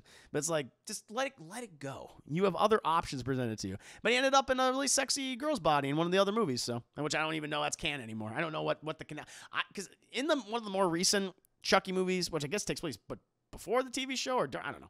But didn't he end up like in a sexy girl's body, which I think is actually Brad Dourif's real life daughter? I want to say. I think that's what it was, which is weird. Brad Dourif, excuse me. For sure, Sugar's always so. It's just like you have other options presented to you. You don't have to go after this one person. Am I looking forward to the Evil Dead game, Chris? Yeah, I can't wait. Really looking forward to it. Yes. He wants to be a 6-year-old boy, Chris. Let Chucky dream. Okay, he just wants, I want to redo. I want a fresh start. I love when Chucky comes back for Andy in Child's Play 3 when he's in his military. Yeah, he's like, but he wants to go after the little black kid. And I think he even has a line where like, Chucky's gonna be a bro. It's like, oh God. Oh no. Oh yeah, Tommy and Jason. Yeah. Starting with what's his name? Corey Feldman as the original Tommy Jarvis, right? And I get it. I mean, Tommy's just upset because didn't fucking Jason kill like his family and some shit. Again, I've not seen the Friday the 13th movies in so long, but that's why he's upset with Jason, right? Because he killed his brother and his family and all that. Love how in the first movie his ability to do so as time says event, and in the next one they just they just ignore that. Like it's like no, you have a limited time. So when he's put in that doll body, you have because it's turning human. It's turning human over a period of time, so you got to get yourself in another body soon. And they're like, yeah, it doesn't matter anymore. They don't give a shit. They're like, oh shit, we gotta. They're just like, it's too inconvenient for our writers at this point. Yeah. First, Chucky had the worst reason for him going to Andy's body. He was like the witch doctor tells him the only way you can get out of the body is if you told your secret to the first person. Oh, is that what it is? Oh, okay. All right. Okay. The only way to get out of the body is for you to told your secret to the first person you told your secret to. Okay. So, so I can't say that anymore. I mean, I guess that's stupid at the same time. But if that's the rule, then all right. So that's why he's at least chasing after Andy throughout the entire series. Because like, I told this kid who I am, and I have no other options. But then he's doing that in other movies. I don't know. I guess that's because he has like a new body. Yeah, fucking. Who knows? I just saw that Chucky's going to be a bro scene the other day. It's just, look, yeah, no, it's funny. It's funny. I think so, but Tommy's dumbass turned him into a damn zombie. That's true. He did turn him into a zombie. That's right. That's why he brought him back, right? The fucking thing, the lightning hit him. Like, lightning hit you, and that brought him back. Time was supposed to be in the next killer because, yes, I remember that. Friday the 13th, part 5. It sucks they didn't go that route. Yeah, and they completely ignore that. Because the end of the movie, or the movie, that film where the doctor or whatever is pretending to be Jason Voorhees, right? If I'm remembering correctly. And they defeat him, but then that makes Tommy go crazy. And then Tommy becomes the new Jason. And then at the end of the movie, and that's never brought up again in the sequels. Like, at all. And then he's, like, fighting Jason. Because I guess that was so unpopular. Which I thought that was kind of cool. It's like Jason's an inherited mantle at that point, but people were like, no, we want OG Jason, even though he's dead. It's like, whatever. I'm not partial to the Friday the 13th franchise, so I have no problem with them doing something like that. But for those that love the series, I get it. Friday the 13th part 4 had the best dance scene of Crispin Glover. That's right. That's right. Crispin Glover is in that movie. Forgot about that. Too Tall, welcome to stream. Hope you're doing well, Too Tall. I was like, what kind of backwards-ass reason to go into the kid's body to begin with them? Yeah, no, it is. New body, new rules. Okay, fair enough. But he still goes after him anyway. They did the same shit with Halloween 4. Jamie stabs her father. That's right. They fucking, yeah. The little girl. She was supposed to be the new Michael. And there were like a bunch of script ideas or unmade Halloween films where it was going to be like Michael and her teaming up and shit. But they didn't do that. I remember that. Yeah, she was going to be like the new Michael Myers. Yeah, good point. Good point. And Child's Play 2, Chucky, but he didn't, but it was too late for him, though. Because he did the Shambhala or that fucking shit, but his body become too human. Now, I remember that movie. And so he couldn't complete the transfer. So, yeah, I guess I don't have one. I mean, I guess Chucky and Andy, but it was because they had the rule established, so. And I totally forgot about that rule, but they've ignored it since then, so I was like, all right, whatever. But there you go, chat. That was the last question. Let me see what, okay, let me go ahead and see what Isaac sent me. And I do want to give you, more of an answer. But let me go ahead and read what you have here. It's from Isaac Stevenson, chat. So if I don't give you enough thorough, robust answer, thick, girthy, well-endowed, I'll do this for next week. One question probably will be out and over real quick, but because it's DC Fandom Day, I was a little disappointed they didn't mention the Batman Ninja stage play. It'll be appearing in Japan next month. Any thoughts on Ninja Batman receiving its own stage play? Link below for reference. I'm not familiar with this at all. Is this based on that movie that came out, the anime movie? Ratings hit feudal Japan meets DC Universe movie Batman. Okay, it is. It's set to hit the stage, which means fans of The Dark Knight are in one show this November. Batman Ninja the show. Follows the original plot of the movie, which finds our favorite Cape Crusader transported to Japan during the time when samurais and feudal lords roam aplenty. Cut off from modern technology and his crime-fighting equipment, Batman must quickly learn how to make do as he comes across familiar faces such as the Joker, Catwoman, and Harley Quinn.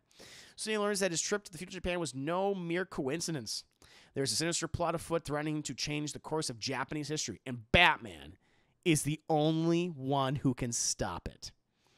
With less than 2 months until the show's November 6th premiere, pre-sales for Batman Ninja the Show tickets were recently announced at a press conference. New visuals of the main characters were also revealed, giving us a glimpse into the theater transformations of some of our most beloved comic book characters. Very anime. Very anime.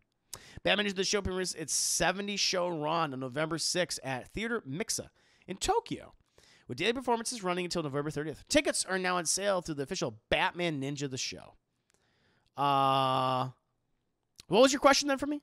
Any thoughts on Ninja Batman? I've never seen the original stage play.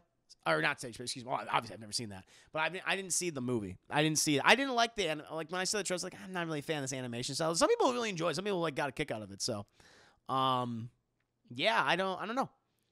I think maybe if I see the movie one day, then maybe I'll be like, that'd be kind of cool. I mean, it's fucking interesting that we're getting a Batman stage play. Who would have thought? Who would have thought? Well, it's not like a musical or something. So that's interesting. I'd be very interested to see how that works. But hey, why not? Makes sense. The movie was all over the place, but it's on HBO Max. Yeah, right, yeah, because it's HBO and DC. Makes sense. Oh, hope it's a good one. It's a Star Wars one. They did on the strategy of Trump. They did a stage play with Kylo Ren. Really? Yeah. Child's Play 2 had one of my favorite finales. That chase through the toy. The toy factory chase was fun. I remember that. That's good.